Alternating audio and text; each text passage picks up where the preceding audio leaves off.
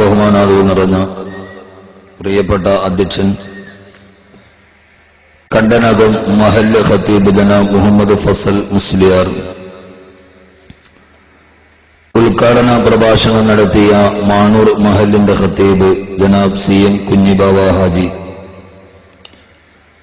ബഹുമാനായ KSK മുക്കൈലി തങ്ങൾ നടക്കാവ്, ബഹുമാനായ ഇസ്മായിൽ ബാക്കവി, ഈ വേദിയിൽ ഉപവിഷ്ടരായ പ്രിയപ്പെട്ട പണ്ഡിത വരേണ്യരെ, പ്രിയപ്പെട്ട സഹോദരങ്ങളെ, സഹോദരിമാരെ, അസ്സലാമു അലൈക്കും വറഹ്മത്തുള്ളാഹി തആല വബറകാതുഹു. ഇതര സഹോദര സമുദായത്തിൽപ്പെട്ട ആരെങ്കിലും ഈ ശബ്ദം ശ്രവിക്കുന്നുവെങ്കിൽ അവർക്കെന്റെ ഇസ്ലാമിക തത്വാധിഷ്ഠിത അഭിവാദനങ്ങൾ. പരമകാരുണികനും പരമദയാലുവും പരമാധിപതിയും പരമാധികാരിയും പരമാധിനാഥനുമായ അല്ലാഹു സുബ്ഹാനഹു വ തആല ഈ പുണ്യമായ സദസ്സിന്റെ പവിത്രതയും പരിശുദ്ധതയും പരിഭാവനതയും കൊണ്ട് നമ്മുടെ ഗതകാല ജീവിതത്തിലെ സമസ്ത അപരാധങ്ങളും പുറത്തു മാപ്പാക്കി തരുമാറാകട്ടെ. ശിഷ്ടമുള്ള ജീവിതം പാപങ്ങളിൽ നിന്ന് ഒഴിഞ്ഞുമാറി അള്ളാഹുവിനും അവന്റെ പ്രവാചകനും വഴിപ്പെട്ട് ജീവിക്കുവാൻ ആദ്യമായി എന്നോടും ശേഷം നിങ്ങളോടും ഞാൻ വസിയ്യത്ത് ചെയ്യുകയാണ്. പരമകാരുണികനും പരമദയാലുവും പരമാധിപതിയും പരമാധികാരിയും പരമാധിനാഥനുമായ അല്ലാഹു സുബ്ഹാനഹു വ തആല നമ്മിൽ നിന്ന് മൺമറഞ്ഞു പോയ നമ്മുടെ മാതാപിതാക്കൾ, ബന്ധുമിത്രാദികളെ, സഹോദരീ സഹോദരന്മാർ, ദുആ കൊണ്ട് നമ്മോട് വസിയ്യത്ത് ചെയ്തവർ, ഇൽമിന്റെ വഴികളിൽ നമ്മുടെ സഹായികളായിരുന്നവർ, നമ്മുടെ അഭ്യുദയാകാംക്ഷികൾ, എല്ലാത്തിലുമുപരി ഈ പരിപാവനമായ മജ്‌ലിസുൽ ഇൽമിന്റെ തീരങ്ങളിലേക്ക് നമ്മെ കൈപിടിച്ചു നടത്തിയ അഭിവന്ദ്യരായ നമ്മുടെ ഗുരുനാഥന്മാർ, എല്ലാവരുടെയും ഖബറിടങ്ങളെ അല്ലാഹു സുബ്ഹാനഹു വ തആല വിശാലമാക്കി കൊടുക്കുമാറാകട്ടെ. അവരുടെ പരലോക ജീവിതം സുഖത്തിലും സമാധാനത്തിലും സന്തുഷ്ടിയിലും സംതൃപ്തിയിലുമായി അല്ലാഹു സുബ്ഹാനഹു വ തആല കബൂൽ ചെയ്ത് അനുഗ്രഹിക്കുമാറാകട്ടെ എന്ന ദുആയോടെ ഇവിടെ നടത്തപ്പെടുന്ന മതവിജ്ഞാന സദസ്സിന്റെ പ്രഥമ ദിനമാണിന്ന്. അല്ലാഹുവിന്റെ അതിമഹത്തായ അനുഗ്രഹത്താൽ കാര്യപരിപാടിയിൽ സൂചിപ്പിച്ചതുപോലെ ഖുർആനിലെ യുവാവ് എന്ന വിഷയവുമായി ബന്ധപ്പെട്ട് നമ്മുടെ ഈ ആധുനിക സമകാലീന സമൂഹത്തിൽ ഏറെ സ്മര്യമായ പ്രതിപാദിക്കപ്പെടേണ്ട അല്ലാഹുവിന്റെ വിശുദ്ധമായ ഖുർആൻ വളരെ വിശാലമായി ചർച്ച ചെയ്യുന്ന ഒന്നാണ്. ഒരു മനുഷ്യായുസ്സിലെ ഏറ്റവും പ്രധാനപ്പെട്ട ഘട്ടമായി യുവത്വം. ഒരു സമൂഹത്തിന്റെ നിലനിൽപ്പും ഒരു സമൂഹത്തിന്റെ നശീകരണവുമായി ഒരേ സമൂഹത്തെ ഈ ഭൂമിയുടെ പുറന്തൊലിയുടെ മുകളിൽ നിലനിർത്തുവാനും അതേ സമൂഹത്തെ തന്നെ ഈ ഭൂമിയുടെ മുകളിൽ നിന്ന് നാമാവശേഷമാക്കാനും കഴിയുന്ന നമ്മെ എല്ലാവരെയും സംബന്ധിച്ചിടത്തോളം ഒരു ജീവിതത്തിന്റെ ഏറ്റവും വലിയ സുവർണ കാലഘട്ടമാണ് ഒരു മനുഷ്യന്റെ യുവത്വം. അതുകൊണ്ട് തന്നെ അല്ലാഹുവിന്റെ വിശുദ്ധമായ ഖുർആൻ വളരെ വിശാലമായി സവിസ്തരം ആ യുവത്വത്തെ സമൂഹത്തിന് വേണ്ടി വിനിയോഗിച്ച സമൂഹത്തെയും ആ യുവത്വത്തെ തങ്ങൾ കാത്തിരുന്ന നഗരത്തിന് നശീകരണത്തിന് വിനിയോഗിക്കപ്പെട്ട ഒരു സമൂഹത്തെയും വളരെ വ്യവസ്ഥാപിതമായി സന്തുലിതമായി വരച്ചു കാണിക്കുകയും ഈ സമകാലീന സമൂഹത്തെ അതിന്റെ നന്മയുടെ ദിശാബോധത്തോടെ നടക്കുവാനും പ്രേരിപ്പിക്കുന്നുണ്ട് വിശുദ്ധമായ ഖുർആൻ. ഖുർആൻ കാലികമാണ്, സമഗ്രമാണ്, സുസാധ്യമാണ്, സുന്ദരമാണ്, സുവിദിതമാണ്. ആ ഖുർആൻ നമ്മുടെ ജീവിതവുമായി ഏറെ ബന്ധപ്പെടുവാനും നവകാല സമൂഹത്തിന്റെ മുമ്പിൽ ഏറ്റവും വലിയ ഗുണപാഠമായി മാറുവാനുമാണ് ഖുർആൻ ഒരു ചരിത്രത്തെ അനാവരണം ചെയ്യുക. ഖുർആൻ തന്നെ പറഞ്ഞതുപോലെ ലഖദ് കാന ഫീ ഖസസിഹിം ഇബ്റത്തുൻ ലിഉലിൽ അൽബാബ്, വെറും ഒരു കഥാവതരണമല്ല, അനുവാദ മനസ്സുകളെ അനുഭൂതിയിലോട്ട് കടത്തിക്കൊണ്ടു പോകലല്ല, ഇസ്ലാമികമായ പ്രപഞ്ചത്തിന് ആമുഖ പുസ്തകമായ ഖുർആനിൽ ഞാൻ എന്തെങ്കിലും ഒരു ഗതകാല സമൂഹത്തിന്റെ ചരിത്രം പറയുന്നുവെങ്കിൽ ആ ഗതകാല സമൂഹത്തിന്റെ ചരിത്രത്തിലൂടെ ഇന്നലകളെ മനസ്സിലാക്കി ഇന്നകളെ ശോഭനമാക്കി നാളുകളെ മനോഹരമാക്കുവാൻ ഒരു മനുഷ്യന് കഴിയേണ്ടതാണ് ഖുർആന്റെ പരാമർശമെന്ന് ഖുർആൻ ആദ്യം തന്നെ സൂചിപ്പിക്കുന്നത്. ഇത് പര്യന്തമായി നിങ്ങളുടെ മുമ്പിൽ ഞാൻ ഓർമ്മിപ്പിക്കുകയാണ്. അതുകൊണ്ട് ഈ ഡിസംബറിന്റെ മഞ്ഞ് കോരുന്ന തണുപ്പത്ത് ഇവിടെ ഒരുമിച്ചുകൂടി എന്റെ പ്രിയപ്പെട്ട സഹോദരങ്ങളോട് സഹോദരിമാരോട് 2 മണിക്കൂർ കഴിഞ്ഞ് തിരിച്ചിറങ്ങുമ്പോൾ ജീവിതത്തിൽ നാം ഇന്നേ വരെ പുലർത്തിക്കൊണ്ടുവന്ന വിവിധ ചിന്തകളെ നമ്മുടെ മനസ്സിൽ നിന്ന് മാറ്റി നിർത്തി നന്മയുടെ ഒരു പ്രധാനപ്പെട്ട കവാടത്തിലോട്ട് കടന്നുകൊണ്ടുപോകുവാനും നാളെ മണ്ണറക്കുള്ളിലേക്ക് നടന്നു പോകുന്ന ജീവിതത്തെക്കുറിച്ചോർത്തു വിവിധമായ ചിന്തകളുമായി പാദഭ്രംശം സംഭവിച്ചു പോയ പാദങ്ങളെ മാറ്റി നിർത്തി നന്മയുടെ സുഗമമായ പാതയിലോട്ട് കാലെടുത്തു വെച്ച് നല്ലവരായി മാറുവാൻ, നന്മയ്ക്ക് വേണ്ടി ജീവിക്കുവാൻ, നന്മയ്ക്ക് വേണ്ടി സംഘടിക്കുവാൻ, നന്മയുടെ പാതയിൽ സുസജ്ജരാകുവാൻ, നന്മയ്ക്ക് വേണ്ടി ഒരുമിച്ച് കൂടുവാൻ അള്ളാഹു നമുക്കെല്ലാവർക്കും തൗഫീഖ് നൽകി അനുഗ്രഹിക്കുമാറാകട്ടെ എന്ന ദുആയോടെ നിങ്ങളുടെ എല്ലാവരെയും അനുമതിയോടെ ഞാൻ എന്റെ വിഷയത്തിലോട്ട് കടക്കുകയാണ്. ലോക ചരിത്രത്തിലെ ഏറ്റവും പ്രധാനപ്പെട്ട രക്തരൂക്ഷിത വിപ്ലവമാണ് മനുഷ്യൻ ഈ ലോകത്തുള്ളിടത്തോളം കാലം,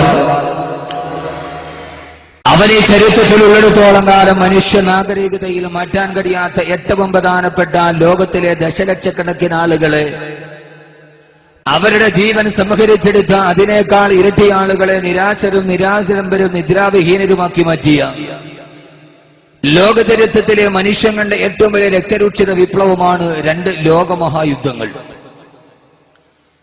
നമുക്കെല്ലാവർക്കും അറിയാം, ചരിത്രം പഠിക്കുന്ന ഏതൊരു വിദ്യാർത്ഥിയെ സംബന്ധിച്ചിടത്തോളം ആ വിദ്യാർത്ഥിയുടെ ചരിത്ര പാഠപുസ്തകത്തിൽ മാറ്റി നിർത്താൻ കഴിയാത്ത, ഒറ്റവാക്കിൽ പറഞ്ഞാൽ മാനവരാശി രക്തം കണ്ടുറങ്ങിയ ഏറ്റവും പ്രധാനപ്പെട്ട 2 ലോകമഹായുദ്ധങ്ങൾ 1914 മുതൽ 1925 വരെ നീണ്ടുനിന്ന ലോക ചരിത്രത്തിന്റെ ഒരു വലിയ ഇടവഴിയായി മാറിയ ലോകമഹായുദ്ധത്തിന് മുമ്പ്, ലോകമഹായുദ്ധത്തിനു ശേഷം എന്ന ചരിത്രത്തെ തന്നെ 2ആയി ഭാഗതയെ നിർണയിച്ച ലോകത്തിലെ ലക്ഷക്കണക്കിന് ആളുകളെ ശിരസറ്റ കബന്ധങ്ങൾ കൊണ്ട് ഭൂമി പോലും കരഞ്ഞുപോയ, മനുഷ്യന് മയക്കാൻ കഴിയാത്ത തീരാ ദുഃഖം മനുഷ്യന് സമ്മാനിച്ച ഏറ്റവും പ്രധാനപ്പെട്ട ഒരു രക്തരൂക്ഷിത വിപ്ലവമാ 2 ലോകമഹായുദ്ധം.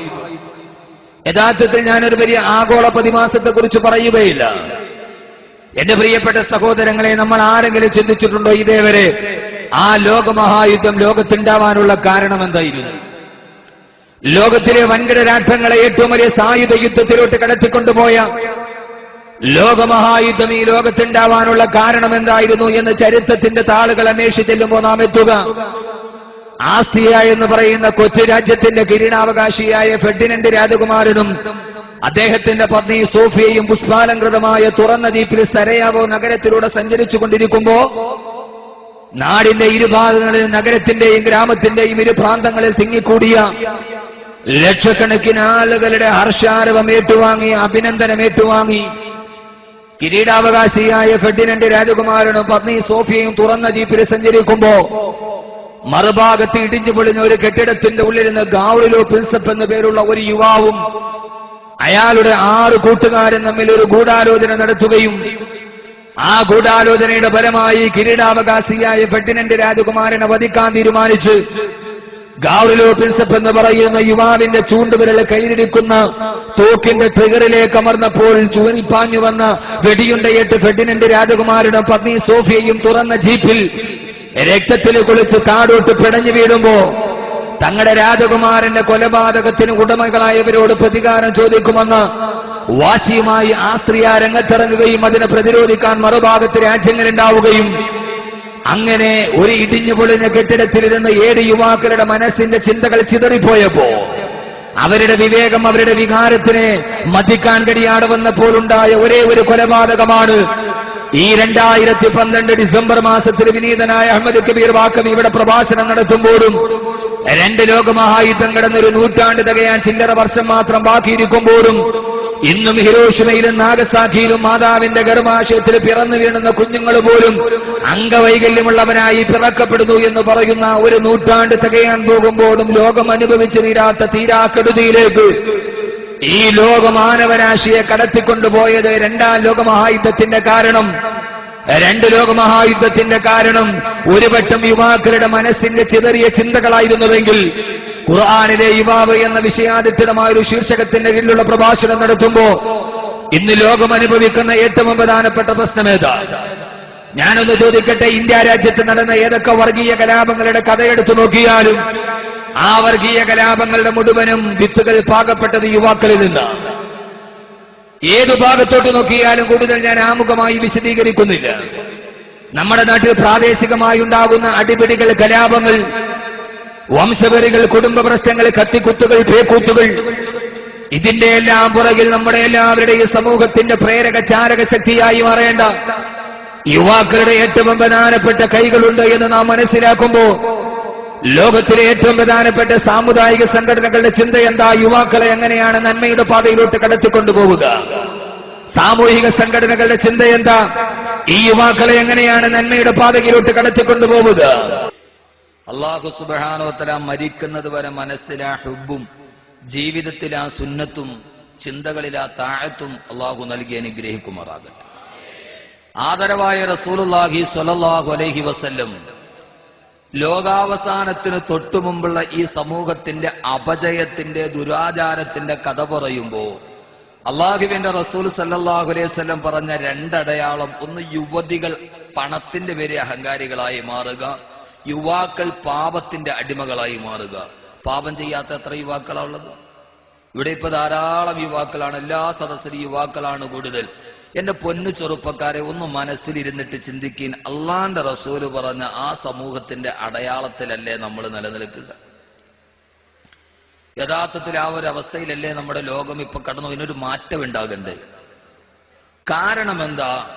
യുവത്വം എന്ന് പറയുന്ന അവസ്ഥ അതൊരു പ്രത്യേക അവസ്ഥ. ഒരു മനുഷ്യന്റെ ജീവിതത്തിലെ വളരെ പ്രധാനപ്പെട്ട ഒരു അവസ്ഥയാണ് യുവത്വം എന്ന് പറയുന്ന അവസ്ഥ. ആ അവസ്ഥയ്ക്ക് അതിൻ്റെതായ ചില ഗുണമുണ്ട്. അള്ളാഹുവിന്റെ വിശുദ്ധമായ ഖുർആൻ വളരെ നന്നായിട്ട് കേൾക്കണം എന്റെ പ്രിയപ്പെട്ട സഹോദരങ്ങളെ, സഹോദരിമാർ. ഖുർആൻ പറയുന്ന ഒരായത്തുണ്ട്. ആ ആയത്തിൽ അല്ലാഹു സുബ്ഹാനഹു വ തആല മനുഷ്യന്റെ ബാല്യം, അവന്റെ കൗമാരം, അവന്റെ യൗവനം, അവന്റെ വാർദ്ധക്യം, അതിന്റെ അവസ്ഥകൾ എന്താ എന്ന് അള്ളാഹുവിന്റെ ഖുർആൻ വ്യക്തമായി പറയുന്നുണ്ട്. അത് പറഞ്ഞിട്ട് ഇൻഷാ അല്ലാഹ് അള്ളാഹുവിന്റെ ഖുർആനിൽ ഒരു 5 യുവാക്കളെ പരിചയപ്പെടുത്തുന്നുണ്ട്. അവരാരൊക്കെയാണ്, എന്തൊക്കെയാണ്, അവരുടെ ഗുണങ്ങൾ ഏതൊക്കെയാണ്. അങ്ങനെ അത്ഭുതകരമായി ലോകത്ത് ജീവിച്ച യുവാക്കളെ ഖുർആൻ നമുക്ക് പറഞ്ഞു തരുന്നുണ്ട്. ഇൻഷാ അല്ലാഹ് നമുക്കതൊക്കെ പറഞ്ഞ് പിരിയാം. അള്ളാഹു തൗഫീക്ക് നൽകട്ടെ. ഇത്രയും വിഷയങ്ങളാണ് ഇന്നത്തെ ദിവസം നമുക്ക് പറയാം. ഖുർആൻ പറഞ്ഞ 5 അല്ലാഹു പറയുകയാണ്: ഇൽമു അന്നമൽ ഹയാത്തുദ് ദുനിയാ ലഅബുൻ വലഹവൻ വസീനത്തുൻ വതഫാഖുറുൻ ബൈനകും വതകാതുറുൻ ഫിൽ അംവാലി വൽ ഔലാദ്. അല്ലാഹുവിന്റെ ഖുർആൻ പറയുക, ഇൽമു നിങ്ങൾ അറിയുക, അന്നമൽ ഹയാത്തുദ് ദുനിയാ ലഅബുൻ വലഹവ്, അന്നമൽ ഹയാത്തുദ് ദുനിയാ നിശ്ചയമായും മനുഷ്യ മാനവാ നിന്റെ ഈ ലോകത്തിന്റെ ആയുസ്സെന്ന് പറഞ്ഞാൽ ലൈബും വലഹുവൻ, അത് കളിയും വിനോദവുമാണ്. അള്ളാഹുവിന്റെ ഖുർആനിൽ പറയുന്നത് മനുഷ്യന്റെ ബാല്യത്തെ കുറിച്ചാ. നമ്മുടെയൊക്കെ ബാല്യം എന്താ? ഒരു ബാല്യത്തിന്റെ അടയാളം ലൈബും വലഹുവൻ, കുറെ കളിയും കുറെ വിനോദവുമാണെന്ന്. ഈ സ്കൂൾ ഗ്രൗണ്ടിലൂടെ ഓടിക്കളിച്ച് നടക്കുന്ന ബാല്യകാലം, പാടവരമ്പത്തുകൂടി മീൻ പിടിച്ച് നടക്കുന്ന ബാല്യകാലം, ഈ മഴക്കാലത്ത് കളിവെള്ളത്തിന്റെ ഓടമുണ്ടാക്കി വെറുതെ കടലാസ് കൊണ്ട് കളിവെള്ളമുണ്ടാക്കി കളിച്ച് നടക്കുന്ന ബാല്യകാലം. അള്ള പറയുകയാണ്, മനുഷ്യ നിന്റെ ബാല്യകാലം ഏതെന്നറിയുമോ? സഹോദരങ്ങളെ ശ്രദ്ധിച്ച് കേൾക്കണം, ഖുർആനാണ്. ഇന്നമൽ ഹയാത്തുദ് ദുനിയാ ലൈബുൻ വലഹുവൻ, ഈ കളിയും വിനോദവുമായി വെറുതെ തുള്ളിച്ചാടി നടക്കുന്ന ബാല്യമല്ലയോ? രണ്ടാമത്തെ അടയാളമേടാ? അല്ലാഹുവിന്റെ ഖുർആൻ പറയുന്നു, രണ്ടാമത്തേത് കൗമാരമാണ്. ആ കൗമാരത്തിന്റെ അവസ്ഥയാണ് വസീനത്തുൻ, നിനക്ക് സൗന്ദര്യബോധം ഉണ്ടാകുന്ന കാലം. ഈ ആയത്തിൽ അള്ള പറയുന്ന ബാല്യവും കൗമാരവുമാണ്. ബാല്യം എന്ന് പറഞ്ഞാൽ കളിയും വിനോദവും, വെറുതെ സൈക്കിളിന്റെ ടയർ ഉരുട്ടി 2 സിപ്പൊക്കെ തിന്നിങ്ങോട്ട് നടക്കണ പോലെ കാലം. രണ്ടാമത്തേത് വസീനത്തുൻ, സീനത്തെന്ന് പറഞ്ഞാൽ കൗമാരമ എന്ന് പറഞ്ഞാൽ മനുഷ്യന് അവനവന്റെ സൗന്ദര്യത്തെക്കുറിച്ച് ബോധമുണ്ടാകുന്ന കാലം. 4 കാലവും നമുക്ക് പറയാം. എന്നിട്ട് യുവത്വം എന്ന് പറഞ്ഞാൽ എല്ലാം പഠിക്കണം. യുവാക്കളുടെ ഗുണമേതാ, അവരുടെ അവസ്ഥ ഏതാ, ഖുർആൻ വ്യക്തമായി പറയുന്നുണ്ട്. കൗമാരത്തിലാണല്ലോ ഒരാൾക്ക് സൗന്ദര്യബോധം ഉണ്ടാവുക. ഇപ്പൊ ഒരു 4ാം ക്ലാസ്സിൽ പഠിക്കുന്നത് വരെ നമ്മുടെ കുട്ടി സ്കൂളിലോട്ട് പോകാൻ നേരത്ത് ഉമ്മ വസ്ത്രം എടുത്തു കൊടുക്കും, ആ വസ്ത്രം എടുത്ത് കുട്ടി പോകും. 5ാം ക്ലാസ്സിലാകുമ്പോ ഏതാണ്ടൊക്കെ ഉമ്മ എടുത്തു കൊടുക്കുന്ന വസ്ത്രം എടുത്തിട്ട് കുട്ടി പോകും. 6ാം ക്ലാസ്സിലാകുമ്പോ കുട്ടി പറയും ഉമ്മാനോട്, എനിക്കിന്ന് വൈറ്റ് ഷർട്ട് മതി, ഇന്ന് എനിക്ക് മറ്റേ ബ്ലാക്ക് ഷർട്ട് മതി, അതല്ലെങ്കിൽ എനിക്കിന്ന് പോളോയുടെ ഷർട്ട് മതി എന്ന് കുട്ടി ഉമ്മയോട് പറയാൻ തുടങ്ങുന്ന കാലം. ആ സമയത്താണ് അവന്റെ പോക്കറ്റിൽ ഒരു റൗണ്ട് ചീപ്പൊക്കെ ഉണ്ടാവും. അവൻ പോകാൻ നേരത്ത് കണ്ണാടിയിലൊന്ന് നോക്കും, പൊടിമീശയൊക്കെ മുളച്ചിട്ടുണ്ടോ എന്ന് നോക്കും. എന്ന് പറഞ്ഞാൽ ആ കുട്ടിക്ക് അവന്റെ സൗന്ദര്യത്തെക്കുറിച്ചുള്ള ഒരു ബോധമുണ്ടായി എന്നാണ് അതിന്റെ അർത്ഥം. അള്ളാഹു പറയുന്നു അത് കൗമാരമാണ്. വസീനത്തുൻ, സൗന്ദര്യത്തെക്കുറിച്ച് ഓർക്കുന്ന സമയം കൗമാരമാണ്. അപ്പോ ബാല്യത്തിന്റെ അടയാളം കളിയും വിനോദവും, കൗമാരത്തിന്റെ അടയാളം സൗന്ദര്യത്തെക്കുറിച്ചുള്ള ചിന്ത. അവന് മൂന്നാമത്തേതാ? മൂന്നാമത്തേതാ? നിങ്ങൾ ലൈറ്റ് ഉണ്ടാക്കണ തിരക്കില്ല. മൂന്നാമത്തേതാ? തുടച്ചോന് ഇവിടെ ബാല്യവും കൗമാരവും കഴിഞ്ഞാൽ പിന്നെ എന്താ വാർദ്ധക്യവ? യൗവനം. അത് തന്നെ പറയണ തന്നെ എന്താ ഒരു സുഖം. യൗവനം, യുവത്വം എന്നാ ഞാൻ ഇതേവരെ പറഞ്ഞ. ആ യൗവനം എന്ന് പറയുന്നതിനൊരു മാദകത്വമുണ്ട്. യുവത്വം എന്ന് പറയുന്നതിനൊരു കാഠിന്യതയും യൗവനം എന്ന് പറയുന്നതിനൊരു മാദകത്വമുണ്ട്. അതാണ് അതിന്റെ പ്രത്യേകത.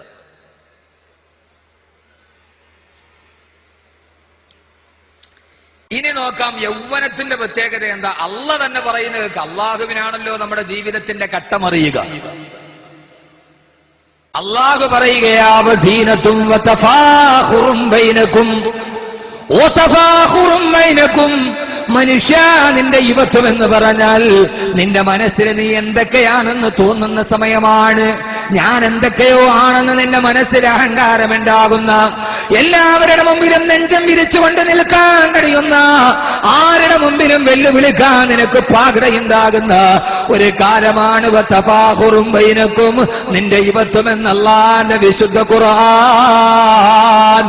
എന്റെ ശബ്ദം കേൾക്കാൻ ഇവിടെ തടിച്ചുകൂടിയ പ്രിയപ്പെട്ട ചെറുപ്പക്കാരെ പറയുകയാണ്, യുവത്വം എന്താ? ആര് പറഞ്ഞാലും അനുസരിക്കാൻ കഴിയാതെ, ആരുടെ മുമ്പിലും നെഞ്ചു വിരിച്ചിട്ട് ഞാൻ പണ്ടത്തെ പോലെയല്ലടാ, ഇന്ന് ഞാൻ എല്ലാത്തിനും കഴിയുന്നവനാണെന്ന് മറ്റുള്ളവന്റെ മുമ്പിൽ നെഞ്ചു വിരിച്ചു പറയാൻ കഴിയുന്ന, ആരുടെ മുമ്പിലും വെല്ലുവിളിക്കാൻ കഴിയുന്ന, ആരുടെ മുമ്പിൽ തലകുനിക്കാൻ ഇഷ്ടപ്പെടാത്ത, ഞാൻ എന്തൊക്കെയോ ആണെന്ന് മനസ്സിൽ തോന്നുന്ന ഫഖ്റ് നടിക്കുന്ന കാലമാണ് യുവത്വം എന്നല്ലാന്റെ വിശുദ്ധ ഖുർആൻ. അങ്ങനെ മനസ്സിൽ ഞാൻ വലുതാണെന്ന് തോന്നുന്ന കാലം, പടച്ചിറപ്പിന് മുമ്പിൽ അല്ലാഹുവേ ഞാൻ വലുതല്ല, ഞാൻ ചെറുതാണെന്ന് നിനക്ക് തോന്നാൻ കഴിഞ്ഞാൽ, പടച്ചിറപ്പിന് മുമ്പിൽ അങ്ങനെ പറയാൻ കഴിഞ്ഞാൽ, അല്ലാഹുവിനോട് നിനക്കങ്ങനെ അനുസരണ ബോധത്തോടെ നടക്കാൻ കഴിഞ്ഞാൽ, ഈ ഭൂമിയും നിന്റെ കാൽച്ചുവട്ടിലാണ്, ആഖിറത്തിന്റെ നിയമങ്ങളും നിനക്ക് വേണ്ടിയാണ് മാറ്റപ്പെടുന്നതെന്ന് അല്ലാഹുവിന്റെ വിശുദ്ധമായ ഖുർആൻ പറയുമ്പോ, ലോക ചരിത്രത്തിന്റെ ഏറ്റവും വലിയ ഭാഗതയെ നിർണയിച്ച എന്റെ പ്രിയപ്പെട്ട മുസ്ലിം ചെറുപ്പക്കാരാ, ചരിത്രത്തിന്റെ ഭാഗതയെ നിർണയിക്കാൻ, ചരിത്രത്തിന്റെ വിളക്ക് കൊളുത്താൻ, ചരിത്രത്തിന്റെ ദിശാബോധം ഏറ്റെടുക്കാൻ, ഈ ലോകത്തിന് മുമ്പ് അള്ളാഹു നമുക്ക് ഏൽപ്പിച്ച ദൗത്യത്തെ ഏറ്റെടുക്കാൻ പ്രിയപ്പെട്ട യുവത്വമേ നിനക്ക് കഴിയേണ്ടതുണ്ട്. അതുകൊണ്ടാണ് അല്ലാഹു സുബ്ഹാനഹു വ തആല വിവിധമായ ഭാവങ്ങളിലും വിവിധമായ രൂപങ്ങളിലുള്ള യുവത്വത്തെ അവന്റെ വിശുദ്ധമായ ഖുർആൻ പരിചയപ്പെടുത്തുക. ആ പരിചയപ്പെടുത്തലിന്റെ വഴിയിലൂടെ നടന്നു പോകാൻ അല്ലാഹു നമുക്ക് തൗഫീഖ് നൽകി അനുഗ്രഹിക്കുമാറാകട്ടെ. അതാണ് നന്മയുടെ വഴി. ഖുർആനാണ് നന്മയുടെ വഴി. ഖുർആനാണ് ജീവിതത്തിന്റെ വഴികാട്ടി. സഹോദരങ്ങളെ, മക്കാ നഗരത്തിലൂടെ നടന്നുപോയ, അറയിൽ തൂക്കിയിട്ടിരിക്കുന്ന ഈർച്ചവാളിന്റെ മൂർച്ചയറിയാൻ ആദ്യം കാണുന്നവന്റെ കൈത്തണ്ടയിൽ വെട്ടി നോക്കിയ 6ാം നൂറ്റാണ്ടിലെ ഖത്താബിന്റെ മകൻ ഉമറിനെ ലോക ചരിത്രത്തിന്റെ ഏറ്റവും വലിയ വിസ്മയത്തിന്റെ വക്താവാക്കി മാറ്റിയ അള്ളാന്റെ വിശുദ്ധ ഖുർആൻ. എന്താ ഖുർആൻ എന്നറിയോ? ആ ഖുർആൻ നമ്മുടെ ജീവിതത്തിന്റെ ആത്മാവിലോട്ടിറങ്ങണം. ആരാണ് ഖുർആൻ എന്നറിയുമോ? കീറിപ്പാഞ്ഞു പോകുന്ന കുതിരയുടെ മുകളിൽ ഊരിപ്പിടിച്ച വാളുമായി എവിടെ മുഹമ്മദ്, എവിടെ മുഹമ്മദ്, എവിടെ മുഹമ്മദ്, എവിടെ സല്ലല്ലാഹു അലൈഹി വസല്ലം.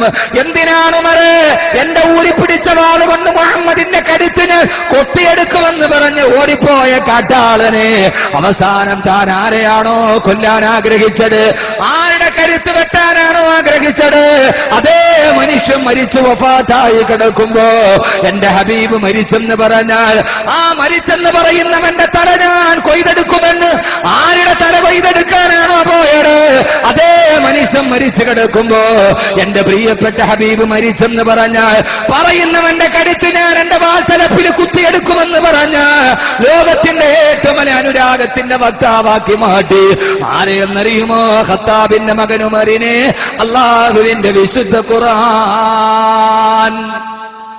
ആ ഖുർആനാണ് നമ്മുടെയും യുവാക്കളെ പരിവർത്തനത്തിന്റെ മാതൃകയാകേണ്ടത്. ആ ഖുർആനാണ് നമ്മുടെ ജീവിതത്തിന്റെ ഏറ്റവും വലിയ വഴികാട്ടിയായി മാറേണ്ടത്. ആ ഖുർആനാണ് നമ്മുടെ ജീവിതത്തിൽ നമ്മോട് പറയുന്നത്. നിങ്ങൾ കണ്ടില്ലയോ? എന്താ നിങ്ങൾ കാണാത്തത്? നിങ്ങളുടെ ചരിത്രത്തിന്റെ ഇന്നലകളിലൂടെ നടന്നുപോയി യുവാക്കളുടെ ഗമനപഥത്തെ നിങ്ങൾ എന്തുകൊണ്ടാണ് തിരിച്ചറിയാത്തത്? അള്ളാഹുവിന്റെ ആ ഖുർആന്റെ ചോദ്യം എന്റെ പ്രിയപ്പെട്ട സഹോദരങ്ങളെ സമകാലീന സമൂഹമായി മാറ്റുരയ്ക്കേണ്ടതുണ്ട്. നമ്മുടെ സമൂഹമായി നാം അതിനെ തീരുമാനിക്കേണ്ടതുണ്ട്. അള്ളാഹുവിന്റെ വിശുദ്ധമായ ഖുർആൻ ആദ്യമായി പരിചയപ്പെടുത്തുന്നത് ആ യുവാക്കൾ ഈ ലോകത്ത് ജീവിച്ചിരുന്നത് കൊണ്ടാണ് ഒരു സമൂഹത്തെ അള്ളാഹു നശിപ്പിച്ചു കളഞ്ഞത്. രണ്ട് വിഭാഗം യുവാക്കളെയാണ് ഖുർആൻ പറയുക. ഇൻഷാ അല്ലാഹ് രണ്ട് നമുക്ക് ചർച്ച ചെയ്യാം. ആദ്യം നമുക്ക് തലതിരിഞ്ഞ് തന്നെ പറയാം. ബഹുമാനപ്പെട്ട സാലിഹ് നബി അലൈഹി സ്വലാത്തു വസ്സലാം, സാലിഹ് നബി അലൈഹി സ്വലാത്തു വസ്സലാമിന്റെ ജനത, ആ ജനതയുടെ മുമ്പിലോട്ടാണ് അല്ലാഹു സുബ്ഹാനഹു വ തആല പറയുക. സാലിഹ് നബി അലൈഹി സ്വലാത്തു വസ്സലാമിന്റെ ജനതയാരാ? وإلى ثمود أخاهم صالحا فقال يا قوم اعبدوا الله ما لكم من إله غيره إني أخاف عليكم عذاب يوم عظيم. നിങ്ങൾക്കെല്ലാവർക്കും അറിയാവുന്ന സംഭവമായിട്ട് കൂടുതൽ പറയുന്നില്ല, ഖുർആന്റെ ആയത്ത് മാത്രം. ബഹുമാനപ്പെട്ട സാലിഹ് നബി അലൈഹി സ്വലാത്തു വസ്സലാം തന്റെ ജനതയോട് പറഞ്ഞില്ല, ജനതയെ വയാ ഖൗമി ഇബ്ദുല്ലാഹ്, എന്റെ ഏകനായ അള്ളാഹിനെ നിങ്ങൾ ആരാധിക്കുന്നില്ല, എന്റെ പടച്ച റബ്ബിനെ ബഹുമാനിക്കുന്നില്ല, ഈ പച്ചമണ്ണിൽ നിന്ന് പടച്ചെടുത്ത പടച്ച തമ്പുരാനെ എന്തേ അറിയുന്നില്ല. ആ സമയത്ത് അള്ളാഹു ഏകനാണെന്നും അവനാണ് റാസിക്കുന്നും അവനാണ് ഖാലിഖുന്നും അവനാണ് മാലിക്കുന്നും ബഹുമാനപ്പെട്ട സാലിഹ് നബി അലൈഹി സ്വലാത്തു വസ്സലാം അവരോട് പറഞ്ഞപ്പോ ആ സമയത്ത് സാലിഹ് നബിയുടെ സമൂഹം സാലിഹ് നബിയോട് പറഞ്ഞതെന്താ? സാലിഹേ, നീ അള്ളാന്റെ ദൂതനാണെന്ന് ഞങ്ങൾ അംഗീകരിക്കണമെങ്കിൽ നീ ഞങ്ങൾക്ക് സത്യങ്ങൾക്ക് വിശ്വസിക്കാൻ കഴിയുന്ന ഒരു ദൃഷ്ടാന്തത്തെ ഞങ്ങൾക്ക് പറഞ്ഞു തരുമോ? തന്റെ ജനതയുടെ ആവശ്യാർത്ഥം കരിമ്പാറക്കെട്ടിന്റെ ഉള്ളിൽ നിന്ന് സാലിഹ് നബി അലൈഹി സ്വലാത്തു വസ്സലാമിന്റെ ദുആ സ്വീകരിച്ചിട്ട് അള്ളാഹു പാല് തുറത്തുന്ന ഒട്ടകത്തെ സൃഷ്ടിക്കുമ്പോ യാതൊരുവിധ ചലനമില്ലാത്ത കരിമ്പാറക്കെട്ടിന്റെ മുകളിൽ നിന്ന് പാല് ചുരത്തുന്ന ഒട്ടകത്തെ സൃഷ്ടിച്ചിട്ട് ബഹുമാനപ്പെട്ട സാലിഹ് നബി അവരോട് പറഞ്ഞില്ല, ജനതയെ ആദിഹി നാക്കത്തുല്ല സിർബുൻ വലക്കും സിർബു യൗമിൻ മഅലൂം. ഇതല്ലാന്റെ ഇടയാളമാണ്, ഇതല്ലാന്റെ ദിട്ടാന്തമാണ്, ഇതല്ലാഹുവിനെ അറിയാനവെന്ന ദീനിന്റെ പദാർത്ഥമാണ്. അതുകൊണ്ട് ഈ ഒട്ടകത്തെ വെള്ളം കുടിക്കാൻ പോകുമ്പോ അന്നത്തെ ദിവസം നിങ്ങളുടെ ഒട്ടകം വെള്ളം കുടിക്കാൻ പാടില്ല. അള്ളാഹുവിന്റെ ദിട്ടാന്തമായി തന്ന ഒട്ടകം വെള്ളം കുടിക്കട്ടെ, ബാക്കി ദിവസങ്ങളിൽ നിങ്ങളുടെ ഒട്ടകം വെള്ളം കുടിക്കട്ടെ. സഹോദരങ്ങളെ, ബഹുമാനപ്പെട്ട സാലിഹ് നബി അലൈഹി സ്വലാത്തു വസ്സലാം, ഞാൻ ചരിത്രം പറയുന്നത് വെറുതെയല്ല, ആ ചരിത്രവുമായി നമ്മുടെ ജീവിതത്തെ ബന്ധപ്പെടുത്തേണ്ടതുണ്ട്. പടച്ചറപ്പിനെ തിരിച്ചറിയാൻ, പടച്ചറപ്പിനെ അറിയാനെന്ന അടയാളത്തിന്റെ നേരെ നോക്കിയിട്ട് സാലിഹ് നബി അലൈഹി സ്വലാത്തു വസ്സലാം പറഞ്ഞു പത്രേ, വലാ തമസ്സുഹാ ബിസൂഇൻ ഫയഖുദകും അദാബുൻ ഖരീബ്. മുരീബ്. ആ ഒട്ടകത്തെ നിങ്ങൾ ദുശ്ചിന്തയോടെ തൊട്ടുപോകരുത്. എപ്പോഴാണോ അല്ലാഹുവിന്റെ അടയാളമായ ഒട്ടകത്തെ ദുഷ്ലാക്കോടെ നിങ്ങൾ തൊടുക, ആ സമയത്ത് പടച്ചറപ്പിന്റെ വേദനാജനകമായ ശിക്ഷ കടന്നു വരുമെന്ന് സാലിഹ് നബി അലൈഹിസ്സലാത്തു വസ്സലാം പറയുമ്പോ, ആ നാട്ടിലെ 2 പെൺകുട്ടികൾ ഉണ്ടായിരുന്നു. യുവാക്കളെ കയറുക, യുവാക്കളെ ചിന്തിക്കുക. ആ നാട്ടിലെ 2 പെൺകുട്ടികൾ ഉണ്ടായിരുന്നു, സുന്ദരികളായ പെൺകുട്ടികൾ. അവര് ഒട്ടകത്തിന്റെ പാല് വിറ്റിട്ടാണ് ജീവിക്കുക. സാലിഹ് നബി അലൈഹിസ്സലാത്തു വസ്സലാമിന്റെ ഒട്ടകം വരുമ്പോ അവരുടെ ഒട്ടകത്തിന് കുടിക്കാൻ വെള്ളമില്ല, കടിക്കാൻ പുല്ലില്ല. അവരുടെ വരുമാനം കുറയാൻ തുടങ്ങി, ഒട്ടകത്തിന് പാല് കുറയാൻ തുടങ്ങി. ആ സമയത്താണ് സുന്ദരികളായ ലലനാമണികളായ മാതകത്തിടമ്പുകളായ 2 പെൺകുട്ടികൾ ആ നാട്ടിലെ ഖുദാർ എന്ന് പറയുന്ന ചെറുപ്പക്കാരനെ സമീപിക്കുക. ഖുദാറിനോട് പറഞ്ഞു, ഖുദാറിനോട് പറഞ്ഞു, ഖുദാറേ, ഈ സാലിഹ് നബിയുടെ ഒട്ടകത്തെ നീ ഒന്ന് കൊന്നു തന്നാ ഞങ്ങളുടെ ഈ പൊൻവർണ്ണ കോമള മൃദുലമായ ശരീരം നിന്റെ മുമ്പിൽ സമർപ്പിക്കാം ഖുദാറേ. നിനക്കെന്താണോ വേണ്ടത് അത് ഞങ്ങൾ തരാം ഖുദാറേ എന്ന് പറഞ്ഞ് സഹോദരങ്ങളെ അല്ലാഹുവിന്റെ ഖുർആൻ ലോകത്തോട് പറയുകയാ. ലോക ചരിത്രത്തിൽ ഒരു സമൂഹത്തെ അല്ലാഹു സുബ്ഹാനഹു വ തആല തഅമ്മാ സമൂദ് ബൗഹിനി കൂബിത്താഗിയ വഅമ്മാ സമൂദ് ബൗഹിനി കൂബിത്താഗിയ. ഒരു വലിയ കൊടുങ്കാറ്റുകൊണ്ട്, ഒരു വലിയ കൊടുങ്കാറ്റാഞ്ഞടിച്ച് ആകാശത്തെ മുഴുവന് ചുഴട്ടിയെടുത്ത ഒരു ഭീകരമായ ചുഴലി കൊടുങ്കാറ്റുകൊണ്ട് ഒരു സമൂഹത്തെ അല്ലാഹു നശിപ്പിക്കാനുള്ള കാരണമെന്താ? സുന്ദരികളായ തൊലിവെടുത്ത പെണ്ണുങ്ങളുടെ മാദകത്തിടമ്പുകളുടെ മോഹന വാഗ്ദാനത്തിന്റെ മുമ്പിൽ മടങ്ങിയിട്ട് ഖുദാർ എന്ന ചെറുപ്പക്കാരനും കൂട്ടുകാരും കൂടി സാലിഹ് നബി അലൈഹിസ്സലാത്തു വസ്സലാമിന്റെ ഒട്ടകത്തെ ഒളിയം പെയ്ത് താഴെ വീഴ്ത്തിയപ്പോ സാലിഹ് നബി അലൈഹിസ്സലാത്തു വസ്സലാമിന്റെ ഒട്ടകത്തെ അല്ലാഹുവിന്റെ ദൃഷ്ടാന്തമായി കൊടുത്ത ഒട്ടകത്തെ ഈ ചെറുപ്പക്കാരൊരു പെണ്ണിന് വേണ്ടി, ഒരു പെണ്ണിന്റെ ചൂടും ചൂരും അനുഭവിക്കാൻ വേണ്ടി ഒറ്റിക്കൊടുത്തപ്പോ അല്ലാഹുവിന്റെ ദൃഷ്ടാന്തത്തെ കൊന്നുകളഞ്ഞപ്പോ അല്ലാഹു സുബ്ഹാനഹു വ തആല പറയുകയാ, ആരാ സമൂദ് ഗോത്രമെന്നറിയോ? സാലിഹ് നബിയുടെ ഗോത്രം എന്താണെന്നറിയോ? ഈ കാണുന്ന കൊന്ന തെങ്ങിനേക്കാൾ ഇരട്ടി വലിപ്പമുള്ള, ഈ കാണുന്ന ഈത്തപ്പന മരത്തേക്കാൾ ഇരട്ടി വലിപ്പമുള്ള അജാനുബാഹുക്കളായ സ്വന്തം കൈകൾ കൊണ്ട് പാറകളെ മെഴുകുപോലെ തുറന്നെടുത്ത ഒരു സമൂഹത്തെ, സ്വന്തം കൈവിരലുകൾ കൊണ്ട് പാറക്കെട്ടുകളുടെ ഉള്ളിൽ ഫ്ലാറ്റുകൾ കെട്ടി താമസിച്ച ഒരു സമൂഹത്തെ അല്ലാഹു സുബ്ഹാനഹു വ തആല ഒരു കൊടുങ്കാറ്റ് കൊണ്ട് നശിപ്പിക്കാനുള്ള കാരണമെന്താ? എന്റെ പ്രിയപ്പെട്ട സഹോദരങ്ങളെ വ്യഭിചരിച്ചതല്ല, അവര് പലിശക്കാരായതുകൊണ്ടല്ല, അവര് കള്ളുകുടിയന്മാരായതുകൊണ്ടല്ല. 2 പെൺകുട്ടികൾക്ക് വേണ്ടി തൊലിവെളുത്ത പെണ്ണിന്റെ പുറകെ യുവാക്കൾ പാഞ്ഞു പോയപ്പോ ആ സമൂഹത്തോടുള്ള പറഞ്ഞു, നിങ്ങൾ ഈ ഭൂമിയുടെ മുകളിൽ ജീവിക്കണ്ട. ഈ കാണുന്ന കൊന്ന തെങ്ങിനേക്കാൾ വലിപ്പമുള്ളവർ ഒരൊറ്റ രാത്രി കൊണ്ട് തകർന്ന് തരിപ്പണമായി പോയെങ്കിൽ എന്റെ ശബ്ദം ശ്രവിക്കുന്ന പ്രിയപ്പെട്ട മുസ്ലിം ചെറുപ്പക്കാരാ, ലോകത്തിലേത് വെളിവെളുത്ത പെണ്ണിന്റെ ഈ ചൂടും ചൂരും അനുഭവിക്കാൻ, അവന്റെ മാദകത്തിടമ്പുകളാക്കി മാറ്റാൻ ഏറ്റവും വലിയ വ്യഭിചാരം നടക്കുന്ന കാലം, ഏറ്റവും വലിയ വ്യഭിചാരം നടക്കുന്ന കാലം. എന്തേ സഹോദരങ്ങളെ പടച്ചറപ്പിന്റെ ശിക്ഷയെ പേടിയില്ല? എന്തേ പടച്ചറപ്പിന്റെ ശിക്ഷയെ ഭയക്കുന്നില്ല? എന്തേ പടച്ചറപ്പിന്റെ ജീവിതത്തെ ഭയക്കുന്നില്ല? എന്തേ പടച്ചറപ്പിന്റെ കുതിരത്തിനെ ഭയക്കുന്നില്ല? എന്തേ പടച്ചറപ്പിന്റെ ഇറാദത്തിനെ ഭയക്കുന്നില്ല? സമൂഹ ഗോത്രത്തെ തകർത്തെറിയാനുള്ള കാരണം ഒരുപക്ഷം യുവാക്കൾ തൊലിവെളുത്ത പെണ്ണിന്റെ മുമ്പിൽ സുജൂദ് ചെയ്തപ്പെടാണെങ്കിൽ, അതിനുവേണ്ടിയാണെങ്കിൽ എന്റെ പ്രിയപ്പെട്ട മുസ്ലിം ചെറുപ്പക്കാരാ, ഏറ്റവും വലിയ വ്യഭിചാരം നടക്കുന്ന കാലമല്ലേ ഇത്? ഏറ്റവും വലിയ വ്യഭിചാരമേടാ? എന്റെ പ്രിയപ്പെട്ട സഹോദരങ്ങളോട് സഹോദരിമാരോടാ പറയുക, അപകടമാണ് സഹോദരങ്ങളെ, അപകടമാ. ഈ വാക്കുകൾ അവഗണിച്ചാൽ അപകടമാ. ഏറ്റവും വലിയ വ്യഭിചാരം നടക്കുന്നത് എവിടെയാ? എടപ്പാല ടൗണിൽ പാതിരാത്രി 12 മണിയാകുമ്പോ ലൈംഗിക തൊഴിലാളികൾ വന്നിട്ട് 50 രൂപ കൊടുക്കുന്നവന്റെ കൂടെ പ്രൈവറ്റ് ബസ് സ്റ്റാൻഡിന്റെ പുറകിന് പോയിട്ട് വ്യഭിചരിക്കുന്ന വ്യഭിചാരമല്ല. ഏതെങ്കിലും ഹോട്ടൽ റൂമിൽ നടക്കുന്ന വ്യഭിചാരമല്ല.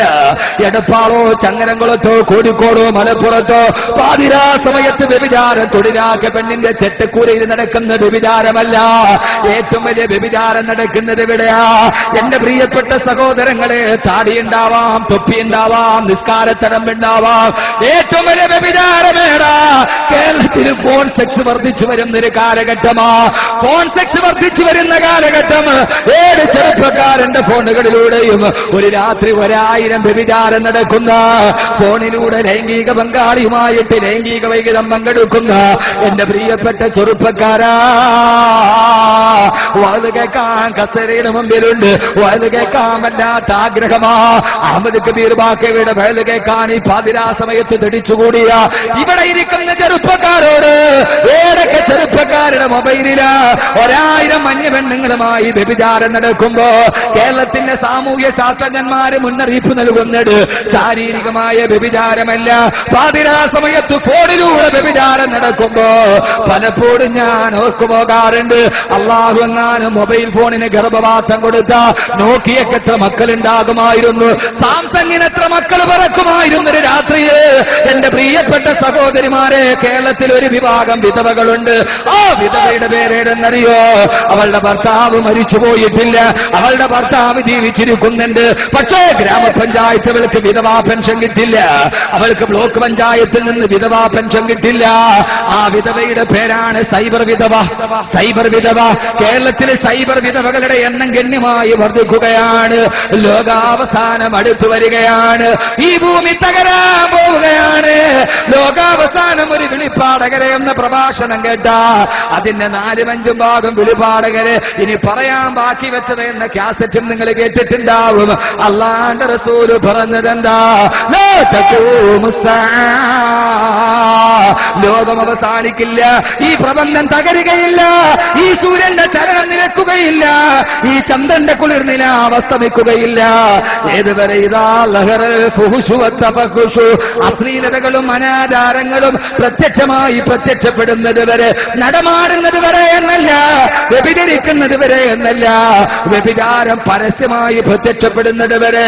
സഹോദരങ്ങളെ, പാതിരാ സമയത്ത് പോലും സ്വന്തം ഭാര്യ കിടപ്പറയില് ഭർത്താവിനെ കാത്തു നിൽക്കുമ്പോ ആ സമയത്ത് വീഴ്ചച്ചട്ടിന്റെ പുറകുഭാഗത്തോ ഓഫീസിന്റെ ഉള്ളിലോ കയ്യിലിരിക്കുന്ന വിരൽത്തുമ്പ് കൊണ്ട് .com വരെത്തിയിട്ട് ആയിരക്കണക്കിന് കാമുകികളുമായി പാതിരാ സമയത്ത് ഭർത്താവ് ഫോണിലൂടെ ലൈംഗിക വൈകൃതം കാണിക്കുമ്പോ പാവപ്പെട്ട ഭാര്യ കിടപ്പറയും ഒരുക്കിയിട്ട് വീട്ടിൽ കാത്തിരിക്കുകയാ.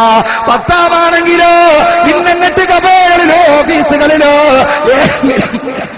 അന്യപെണ്ണുമായി അവളുമായി ചാറ്റിംഗ് നടത്തി ലൈംഗിക വൈകൃതം ആസ്വദിക്കുമ്പോ ആ പെണ്ണിന് ഭർത്താവുണ്ട്, പക്ഷെ അവളുടെ കിടപ്പറ വിജനമാണ്.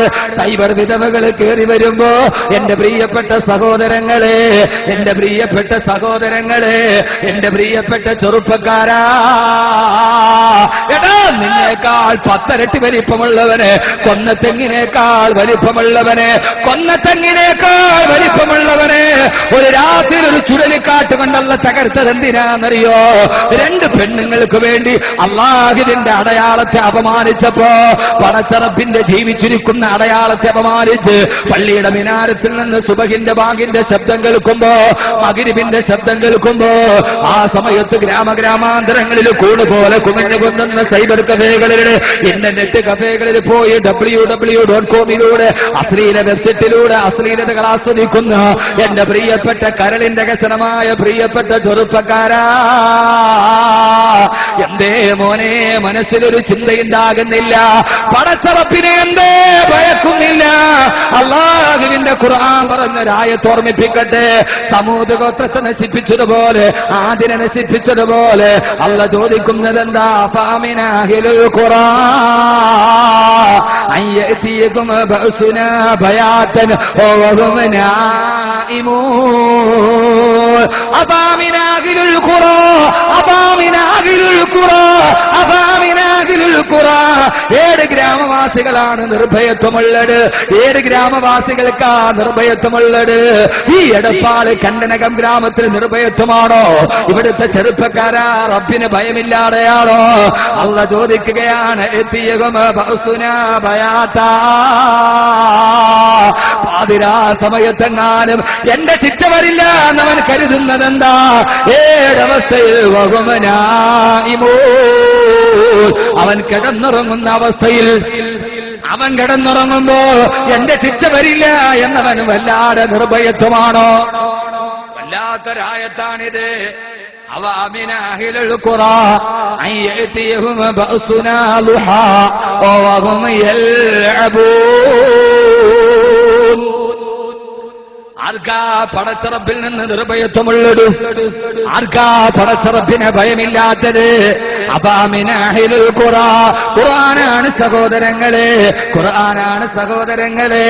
അബാമിന അഹ്ലുൽ ഖുറാ, എന്തേ ഗ്രാമവാസികളെ നിർഭയത്വമാണോ? അയ്യതിയഹും ബഅസുനാ ളുഹം വഹും യൽഅബൂൻ.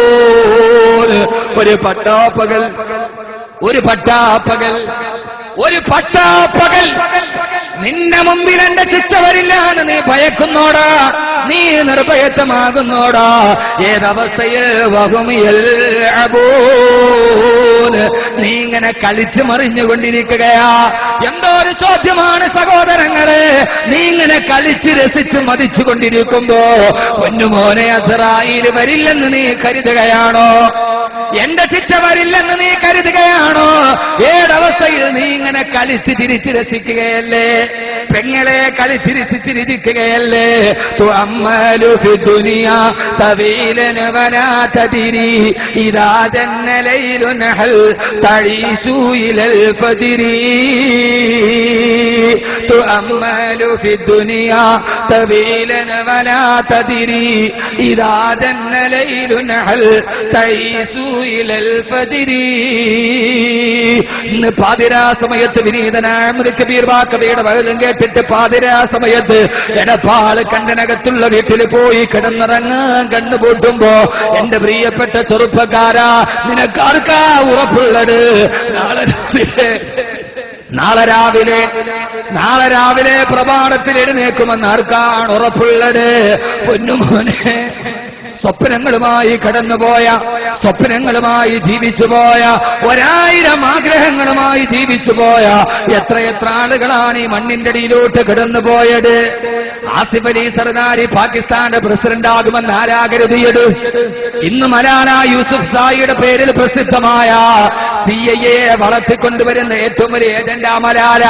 മലാല ഒരു രക്തസാക്ഷിയല്ല, മലാല യൂസുഫ് സായി ഒരു രക്തസാക്ഷിയല്ല. അവൾ ഇസ്ലാമിന്റെ പ്രതീകമല്ല. അമേരിക്കയും ബ്രിട്ടനും വളർത്തിക്കൊണ്ടുവരുന്ന CIA പ്രതീകമായ മലാല യൂസുഫ് സായി. സഹോദരങ്ങളെ, ആ മലാലയുടെ പാകിസ്ഥാന്റെ പ്രസിഡന്റ്, പ്രധാനമന്ത്രി ആസിഫ് അലി സർദാരി ആകുമെന്ന് ആരാ കരുതിയത്? പ്രസിഡന്റ് ആരാ? ബേനസീർ എന്നറിയോ? ദ ബ്യൂട്ടി ഓഫ് ഈസ്റ്റ്, കിഴക്കിന്റെ സുന്ദരി, കിഴക്കിന്റെ സുന്ദരി, കിഴക്കിന്റെ സുന്ദരി. അധികാരത്തിലിരിക്കുമ്പോൾ ഇത്രത്തോളം സൗന്ദര്യം പാടിപ്പുകത്തിയ പെണ്ണ് വേറെയില്ല. ഓ, ബേനസീർ അലി ഭൂട്ടോയാണ് കിഴക്കിന്റെ സുന്ദരി എന്നറിയപ്പെട്ട സൗന്ദര്യത്തിന്റെ പ്രതീകമാ. ആ ബേനസീർ അലി ഭൂട്ടോ 6:45 റാവൽപിണ്ടിയിലെ പൊതുതെരഞ്ഞെടുപ്പ് യോഗത്തിലെത്തുക. സഹോദരങ്ങളെ, 6:45 തെരഞ്ഞെടുപ്പ് യോഗത്തിൽ ചിതറിത്തെറിക്കുന്ന കഷണങ്ങളായി മാറുമ്പോ മരിക്കുന്നതിന് തൊട്ടു മുമ്പ് 6:42 3 മിനിറ്റ് മുമ്പ് ബേനസീറിന്റെ പ്രവർത്തനം എന്താ?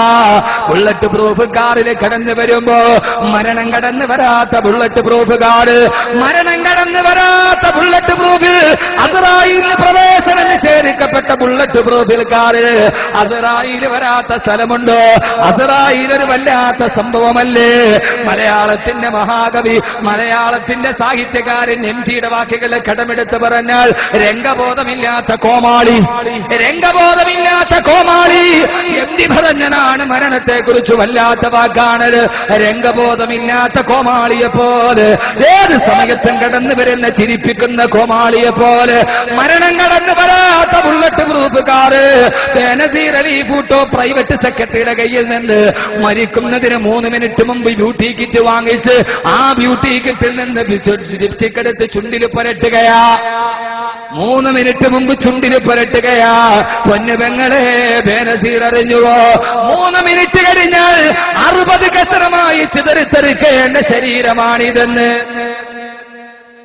تؤمل في الدنيا طويلا ولا تدري إذا دن ليل هل تعيش إلى الفجر. അതുകൊണ്ടാണ് അല്ലാഹ് ചോദിച്ചത്, അഫാമിനു മക്റല്ലാഹ്, അഫാമിനു മക്റല്ലാഹ്. അള്ളാന്റെ ശിക്ഷയെ നിങ്ങൾ നിർഭയമായി മനസ്സിലാക്കുന്നു. ഈ സാലിഹ് നബി അലൈഹിസ്സലാത്തു വസ്സലാമിന്റെ സമൂഹ ഗോത്രമില്ലേ? സാലിഹ് നബി അലൈഹിസ്സലാത്തു വസ്സലാം അള്ളാഹുവിന്റെ അടിമകളോട് പറഞ്ഞ, അള്ളാന്റെ അടിമകളെ അള്ളാഹുവിന് സുജൂദ് ചെയ്യുക, നാളെ മരണശേഷം നിങ്ങൾക്ക് സ്വർഗം കിട്ടുമെന്ന് പറഞ്ഞപ്പോ ആ സമയത്ത് സാലിഹ് നബിയുടെ സമൂഹത്തിലെ സ്വേച്ഛാധിപതിയാ ശദ്ദാദ് എഴുന്നേറ്റ് നിന്നിട്ട് പറഞ്ഞില്ലേ, ആരോ ശദ്ദാദ് എന്നറിയോ?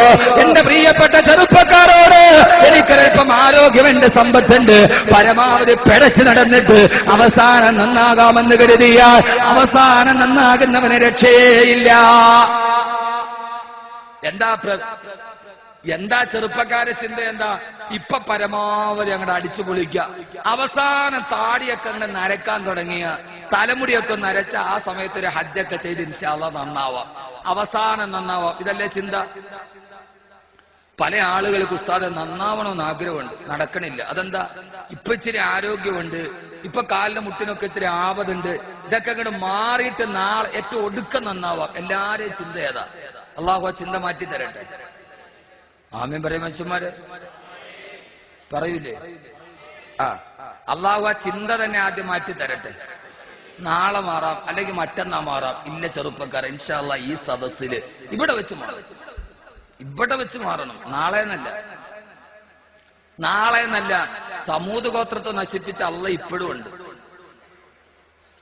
അള്ളാഹ് ചോദിക്കാം, ഫമിനു മക്റല്ല, നിങ്ങൾ ഇങ്ങനെ നല്ല സുഖത്തിൽ അങ്ങോട്ട് കഴിയുക, എന്റെ ശിക്ഷ വരൂല എന്ന് നിങ്ങൾ കരുതുക? എന്തൊരു ചോദ്യം അത്! ഫലാ യഅ്മനു മക്റുല്ലാഹി ഇല്ലൽ ഖൗമുൽ ഖാസിറൂൻ. പരാജിതരല്ലാതെ പടച്ചറബിനെ മറന്നു പോവില്ല.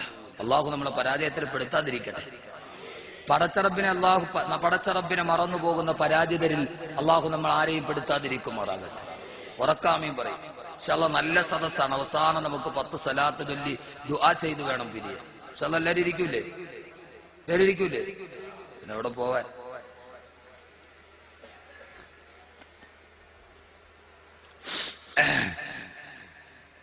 അവസാനം രക്ഷയില്ല.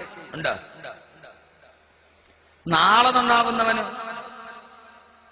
അല്ലാഹുവിന്റെ പ്രവാചകൻ പറഞ്ഞു, ഹലക്കൽ മുസവ്വിഫൂൻ, നാളത്തേക്ക് മാറ്റിവെക്കുന്നവൻ, നാളെ നന്നാകാമെന്ന് പറയുന്നവൻ, അവൻ നശിച്ചു പോകട്ടെ എന്ന് നബി മുഹമ്മദ് മുസ്തഫ സല്ലല്ലാഹു അലൈഹി വസല്ലം. ഹലക്കൽ മുസവ്വിഫൂൻ, ഹലക്കൽ മുസവ്വിഫൂൻ, സൗഫ, നാളെയാവട്ടെ അല്ലെങ്കിൽ പിന്നീടാവട്ടെ എന്ന് പറയുന്നവൻ നശിച്ചു പോകട്ടെ എന്ന് നബി മുഹമ്മദ് മുസ്തഫ സല്ലല്ലാഹു അലൈഹി വസല്ലം.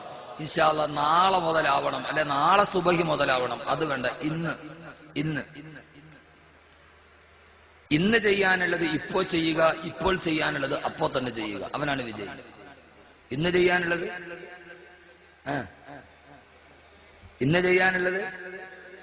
ഇന്ന് തന്നെ ചെയ്യുക.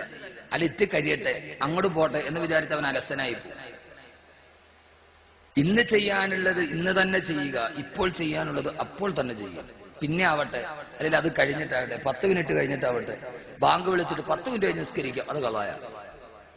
അല്ലെ നമ്മൾ നോക്കിയോളി, ബാങ്കൊക്കെ വിളിച്ചിട്ട് പെണ്ണുങ്ങൾ പറയാം, ഈ സീരിയൽ ഇങ്ങടെ കഴിയട്ടെ, എന്നിട്ട് നിസ്കരിക്കാന്ന് പറഞ്ഞാൽ അന്നത്തെ അത് കളായ, തീർന്നു. ഏതൊരു കാര്യവും അതെ പിന്നെ ആവട്ടെ എന്ന് കരുതിയാൽ അത് അത്ര ചെയ്താൽ തന്നെ അത്ര ഭംഗിയോടെ ചെയ്യാൻ പറ്റുമോ? ആദ്യം നമ്മൾ ഉദ്ദേശിക്കുമ്പോൾ ആ ഭംഗിയോടെ ചെയ്യാൻ പറ്റുമോ? കഴിയില്ല.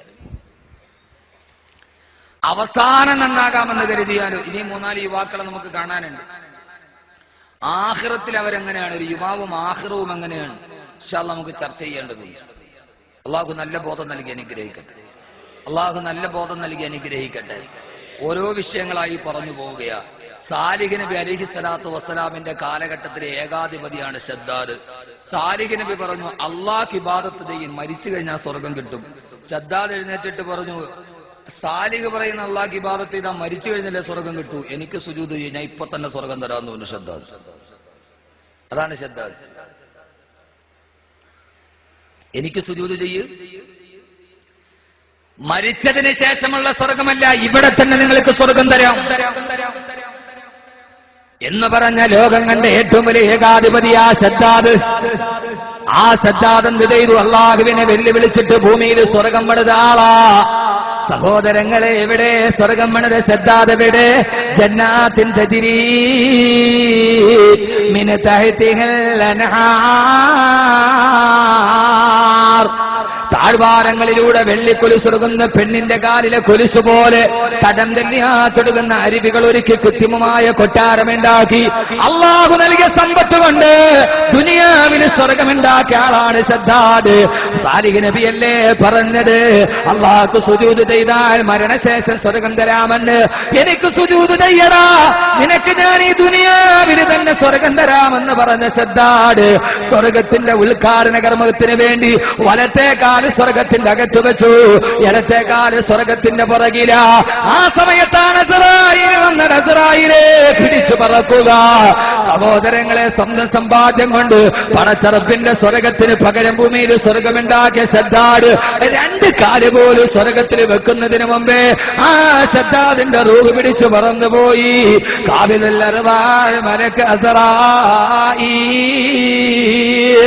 ഇതാണ് സഹോദരങ്ങളെ ലോകമെങ്കിൽ. പടച്ചറപ്പിന് മുമ്പിൽ അഹങ്കാരത്തോട് നിന്ന്, പടച്ചറപ്പിന് മുമ്പിൽ നെഞ്ചു വിരിച്ചു നിന്ന്, പച്ചമണ്ണിൽ നിന്ന് പടച്ചെടുത്ത പടച്ചറപ്പിനോട് അവിവേകം കാണിക്കാനെന്നവനെ അല്ലാഹു ഈ ലോകത്ത് പോലും നിലനിർത്തിയിട്ടില്ല. സഹോദരങ്ങളെ, സ്വർഗത്തെക്കുറിച്ച് പറഞ്ഞപ്പോ ഗംഗാ നദിയിൽ നിന്ന് ചാല് വെട്ടിയിട്ട് ആ ചാലിലൂടെ സേവകരെ വെച്ച് വെള്ളം കോരി ഒടിച്ച് താൻ കിടന്നിറങ്ങുന്ന ഈട്ടിക്കട്ടിലിന്റെ അടിയിലൂടെ അരുവി ഒടുക്കി വിട്ടു ജഹാംഗീർ ചക്രവർത്തി. ആരാ ജഹാംഗീർ? ജന്നാത്തിൻ തജ്രീ മിൻ തഹ്തിഹിൽ അൻഹാർ. ഗംഗാ നദി കീറിയിട്ട് അതിന്റെ ഓടയിലൂടെ വെള്ളമൊരുക്കി താൻ കിടക്കുന്ന ഈട്ടിക്കട്ടിലിന്റെ അടിയിലൂടെ കടത്തിവിട്ടു ജഹാംഗീർ. പക്ഷേ സഹോദരങ്ങളെ, ആ ജഹാംഗീർ കിടന്നിറങ്ങിയ ഈട്ടിക്കട്ടിൽ ഇപ്പോഴും ഡൽഹി മ്യൂസിയത്തിലുണ്ട്. പക്ഷേ അതിൽ കിടന്നിറങ്ങിയ ജഹാംഗീർ എവിടെ? അതിൽ കിടന്നിറങ്ങിയ ജഹാംഗീർ എവിടെ? അതിൽ കിടന്നിറങ്ങിയ ജഹാംഗീർ എവിടെ? സാഹിക്കതാ പയംബർ സഭേക്കു സോരഹി ഹേ, സാഹിക്കതാ പയംബർ സഭേക്കു സോരഹി ഹേ. പ്രവാചകനും പ്രദോഷകനും കുചേലനും കുലപതിയും ഒരേപോലെ കടന്നു പോകുന്നൊരു ലോകമുണ്ട്. അതുകൊണ്ടാണ് അല്ലാഹ് പറഞ്ഞത്, അഫാമിനു മക്റല്ലാഹ്, അള്ളാന്റെ ശിക്ഷയപ്പെടാ വരുന്നതെന്ന് മറന്നു പോകരുത്. എപ്പോഴും അല്ലാഹുവിനെ ചിന്തിച്ച് ജീവിക്കണേ. അങ്ങനെ ചിന്തിച്ച് ജീവിച്ചവരാണ് ഈ ലോകത്തിന്റെ തന്നെ നിലനിൽപ്പിന് കാരണമായതെന്ന് അള്ളാഹുവിന്റെ സമൂത് ഗോത്രത്തെ അല്ലാഹു നശിപ്പിക്കാനുള്ള കാരണം എന്താ? വകാന ബിൽ മദീനത്തി തിസ്അതു റഹത്തിൻ യുഫ്സിദൂന ഫിൽ അർളി വലാ യുസ്ലിഹൂൻ. ആ നാട്ടിൽ 9 യുവാക്കൾ ഉണ്ടായിരുന്നു. ആ യുവാക്കളുടെ ജോലി ഏടാ? യുഫ്സിദൂന ഫിൽ അർളി. ആ നാട്ടിലെ ഏത് കുഴപ്പത്തിന് മുമ്പിലും അവരുണ്ടാവും. ഓ വലാ യുസ്ലിഹൂൻ. ഒരു നന്മയുടെ ഭാഗത്ത് അവരെ കാണുകേ സാധ്യമല്ല. അള്ളാഹു ഒരു സമൂഹത്തെ നശിപ്പിക്കാനുള്ള കാരണം എന്താ? അടുത്ത നല്ല യുവാക്കളെ നമുക്ക് പരിചയപ്പെടാം. കാനഫിൽ മദീനത്തെ തിസ്അത്തു റഹത്തിൻ. ആ നാട്ടിൽ 9 യുവാക്കൾ ഉണ്ടായിരുന്നു. അവരെ ജോലി എന്താ? എന്റെ പൊന്നു യുവാക്കളെ, ആ ജോലി നിങ്ങൾക്ക് ഉണ്ടാകുന്ന ചിന്തിക്കുകയും. യുഫ്സിദൂന ഫിൽ അർളി. നാട്ടിൽ ഏത് കുഴപ്പമുണ്ടെങ്കിലും അവനെ മുമ്പന്തിയിൽ കാണാം. ഗാനമേള നടത്താൻ, വടംവലി നടത്താൻ, വെടിക്കെട്ട് നടത്താൻ, പിന്നെന്താ, ചീട്ട് കളിക്കാൻ, കള്ളു കുടിക്കാൻ, ബിവറേജസ് ഉപരോധിക്കാൻ സർവ്വതിന് അവനുണ്ടാവും. വലാ യുസ്ലിഹൂൻ. ഒരു നന്മയുടെ ഭാഗത്ത് അവനുണ്ടാവില്ല. നാട്ടിലൊരു വകുപ്പ് നടത്താൻ തീരുമാനിച്ച അവനാ ഭാഗത്തുണ്ടാവില്ല. നാട്ടിലൊരു മദ്രസ പണിയാൻ തീരുമാനിച്ച അവനാ ഭാഗത്തുണ്ടാവില്ല. തെമ്മാടിത്തരം എവിടെയുണ്ടോ അവിടെയൊക്കെ അവനുണ്ടാവും. അങ്ങനെ ജീവിച്ച 9 യുവാക്കളുള്ളത് കൊണ്ടാണ് ഒരു നാടിനെ അല്ലാഹു തകർത്ത് കളഞ്ഞത് എന്ന് വിശുദ്ധ ഖുർആൻ. സിനിമ കാണണോ അടിയുണ്ടാക്കണോ അവനുണ്ടാവും. അല്ലാഹു കാത്തുരക്ഷിക്കട്ടെ. സർവ്വ ഇബ്ലീസ് എവിടെയുണ്ട്? സിനിമാക്കോട്ട ഇബ്ലീസ് വരുമെന്ന് എനിക്ക് തോന്നുന്നില്ല. സിനിമാക്കോട്ട ഇബ്ലീസ് വരുമോ? സിനിമാക്കോട്ട ശൈത്താൻ വരുമോ? ഇല്ല. എന്ത് അവിടെ ഉള്ള മുഴുവൻ ശൈത്താൻ. അവിടെ ഈ ക്യൂ നിൽക്കണ സർവ്വത ഇബിലീസാ, പിന്നെ വേറെ ഇബിലീസിനോട് സ്ഥാനമില്ലല്ലോ. സിനിമാ കോട്ട ഇബിലീസില്ല. ഇബിലീസ് എപ്പോഴും പള്ളിയിലായിരിക്കും. കാരണം എന്താണെന്നറിയോ? നിങ്ങളൊന്ന് ആലോചിച്ച് നോക്കി, എത്രയോ സിനിമാ കോട്ടയിൽ ടിക്കറ്റിന് അടിയുണ്ടാക്കിയിട്ട് എത്ര പേരുടെ തല പൊട്ടിച്ചിട്ടുണ്ട്, എത്ര കത്തിക്കുത്ത് നടന്നിട്ടുണ്ട്, എത്ര ബാറില് കത്തിക്കുത്ത് നടന്നിട്ടുണ്ട്. ഇന്നേ വരെ ബാറ് 2 ദിവസം പൂട്ടിയിട്ടിട്ടുണ്ട്. വേണ്ട, കള്ള് ഷാപ്പിൽ കത്തിക്കുത്ത് കടന്ന് ഒരുത്തൻ ചത്തു. ഇന്നേ വരെ കള്ള് ഷാപ്പ് പൂട്ടിയിട്ടിട്ടുണ്ട്. എന്റെ വീടിന്റെ ഒരു 2 കിലോമീറ്റർ അകലെ ഒരു കള്ള് ഷാപ്പുണ്ട്. അതിന്റെ പേര് തന്നെ എട്ടടി വീരണ്ണ. ആ കള്ള് ഷാപ്പിന്റെ പേര് എട്ടടി വീരണ്ണ. കാരണം അവിടെ നിന്ന് കള്ള് കുടിച്ചാൽ പിന്നെ കുടിക്കണവന് 8 അടി നടക്കൂല, 9ാമത്തെ അടിക്ക് മൗത്തായിരിക്കും. അപ്പൊ അതുകൊണ്ട് അതിന്റെ പേര് തന്നെ എട്ടടി വീരണ്ണ. അവിടെ ഒരിക്കൽ ഞാൻ നോക്കിയപ്പോ വലിയ ആൾക്കൂട്ടം. നോക്കിയപ്പോ കള്ള് കുടിച്ചിട്ട് 2 പേരും തമ്മിൽ കത്തിക്കുത്തുണ്ടായി, ഒരാൾ ചത്തു. ഞാൻ വിചാരിച്ചു പടച്ചർ 1 മാസത്തേക്ക് ഈ ഷാപ്പ് തുറക്കൂല. പിറ്റേ ദിവസം എന്താ വൈകുന്നേരം എന്താ തുറന്നു വെച്ചു. കള്ള് ഷാപ്പ് പൂട്ടിക്കാൻ ഇബിലീസിന് താല്പര്യമില്ല. ഉണ്ടോ? ഉണ്ടോ? സിനിമാ കോട്ട പൂട്ടിക്കാൻ ഇബിലീസിന് താല്പര്യമില്ല. ഉണ്ടോ? പള്ളിയിൽ ഒരു ചെറിയ 2 കമ്മിറ്റി തമ്മിൽ അടിയുണ്ടാക്കിയ പള്ളി 6 മാസം പൂട്ടിയിരുന്നു. പള്ളിയിലൊരു അടിയുണ്ടായി, പിന്നെ തുറക്കണമെങ്കിൽ RDO കളക്ടറോ വരണം. പള്ളി 6 മാസം ഇബിലീസ് പൂട്ടിച്ചിടും. കാരണം ഇബിലീസിന് പള്ളി പൂട്ടിയിട്ട കാര്യമുള്ളൂ, സിനിമാ കോട്ട പൂട്ടിയിട്ട്. ധാരാളം ചെറുപ്പക്കാരുണ്ട് ചോദിച്ചു, ഉസ്താദ് ഇബിലീസ് സിനിമാ കോട്ടയിലാണ്ട് ഇന്നേ ഒരു സിനിമാ കോട്ട പൂട്ടിയിട്ടിട്ടില്ലല്ലോ, പള്ളിയല്ലേ പൂട്ടിയിട്ടിട്ടുള്ളൂ.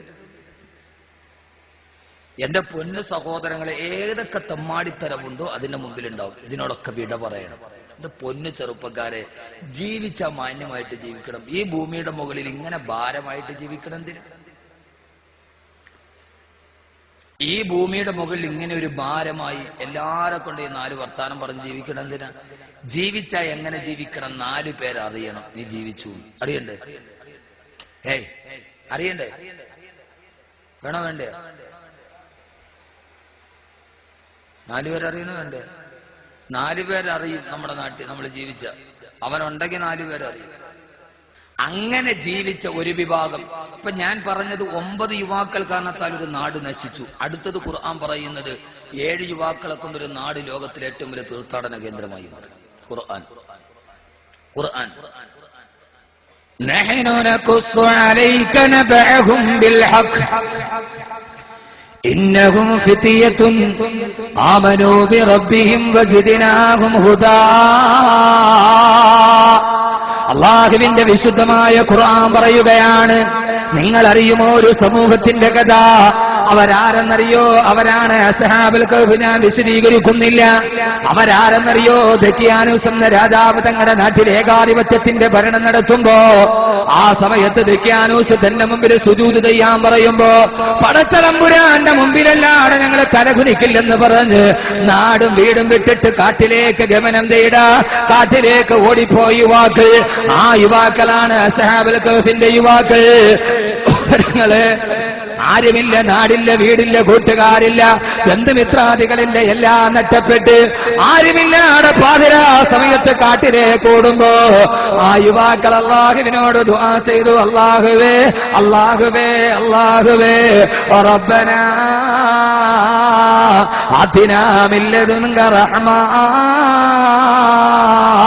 വഹയ്യി ലനാ മിൻ അംരിനാ റശദാ. റബ്ബനാ അല്ലാഹുവേ അല്ലാഹുവേ അല്ലാഹുവേ ആതിനാ മിൻ ലദുൻക റഹ്മ, നിന്റെ കാരുണ്യം ഞങ്ങൾക്ക് നൽകണേ തമ്പുരാനെ. ഞങ്ങൾ അശക്തരാണ്, ഞങ്ങൾ സ്വന്തമായി കഴിവില്ലാത്തവരാണ്. അല്ലാഹുവേ, നിനക്ക് വേണ്ടി, പടച്ച റബ്ബിന് വേണ്ടി നിന്റെ മുമ്പിലല്ലാതെ ഞങ്ങൾ സുജൂദ് ചെയ്യില്ലെന്ന് പറഞ്ഞ് എല്ലാം വിട്ട് കാട്ടിലേക്ക് പോവുകയാണ്.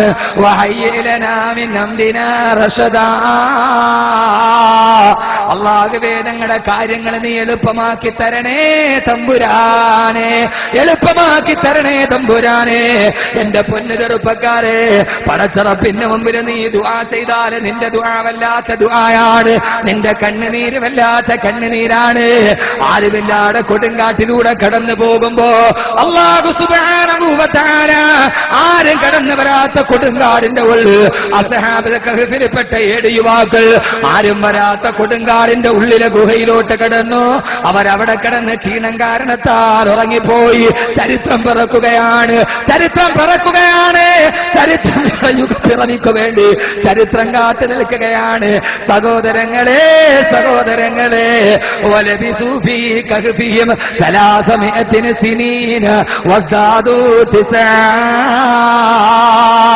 ഖുർആൻ പറയുകയാണ് 309 വർഷം 309 വർഷം അവരാ ഗുഹയിൽ കിടന്നുറങ്ങിപ്പോയി.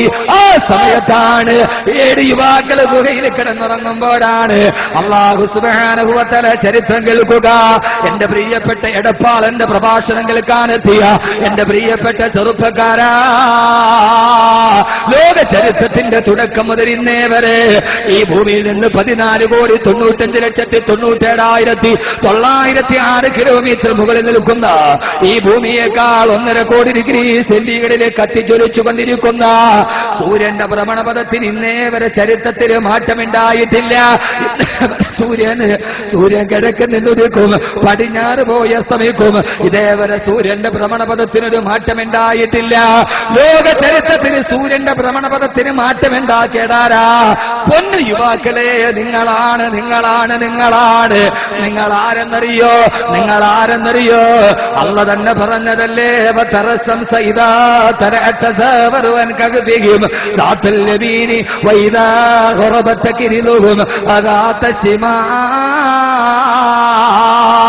സൂര്യഗോളമേ മാറി സഞ്ചരിക്കുക, സൂര്യഗോളമേ മാറി സഞ്ചരിക്കുക. പൊന്ന് ചെറുപ്പക്കാരാ, കള്ളുകുടിച്ച് മയക്കുമരുന്നിന്റെ അടിമകളായിട്ട് കിടന്നിറങ്ങാനുള്ളവനെന്നെ പാതിരാ സമയത്ത് സിനിമ കോട്ടയിൽ പോയി നിന്റെ ജീവിതം ഇങ്ങനെ അടിച്ചു പൊളിക്കാനില്ലടല്ല. നീ ആരെന്നറിയുമോ? നീ ആരെന്നറിയുമോ? ഇല്ല, തിരിച്ചിനി കിട്ടില്ലൊരിക്കലും. മുല്ലതൻ പൂ പോൽ ചിരിക്കുമീ യൗവനം, മുറ്റും കരുത്തുറ്റൊരേത് വിഘ്നങ്ങളും തട്ടിത്തകർത്തിടാൻ പോന്നൊരീ യൗവനം. എന്റെ പൊന്നു ചെറുപ്പക്കാരാ, മുല്ലപ്പൂ പോലെ ചിരിക്കുന്ന യൗവനം ഇനി തിരിച്ചു കിട്ടുകയില്ല. പെങ്ങളെ, ഇവത്തും ഇനി തിരിച്ചു കിട്ടില്ല. അമ്രുബിനെ ജമൂഹിനെ പോലെ, അബ്ദുല്ലാഹിബിനെ സൈദിനെ പോലെ, അന്തത്തുൽ കറാറിനെ പോലെ, സൈദുബിനെ ഹാരിസയെ പോലെ, അസ്ഹാബുൽ കഹ്ഫിനെ പോലെ ലോക ചരിത്രത്തിൽ അറിയപ്പെടുന്ന ഒരു സമൂഹമായി മാറാൻ ചെറുപ്പക്കാരാ നിനക്ക് കഴിയേണ്ടതുണ്ട്.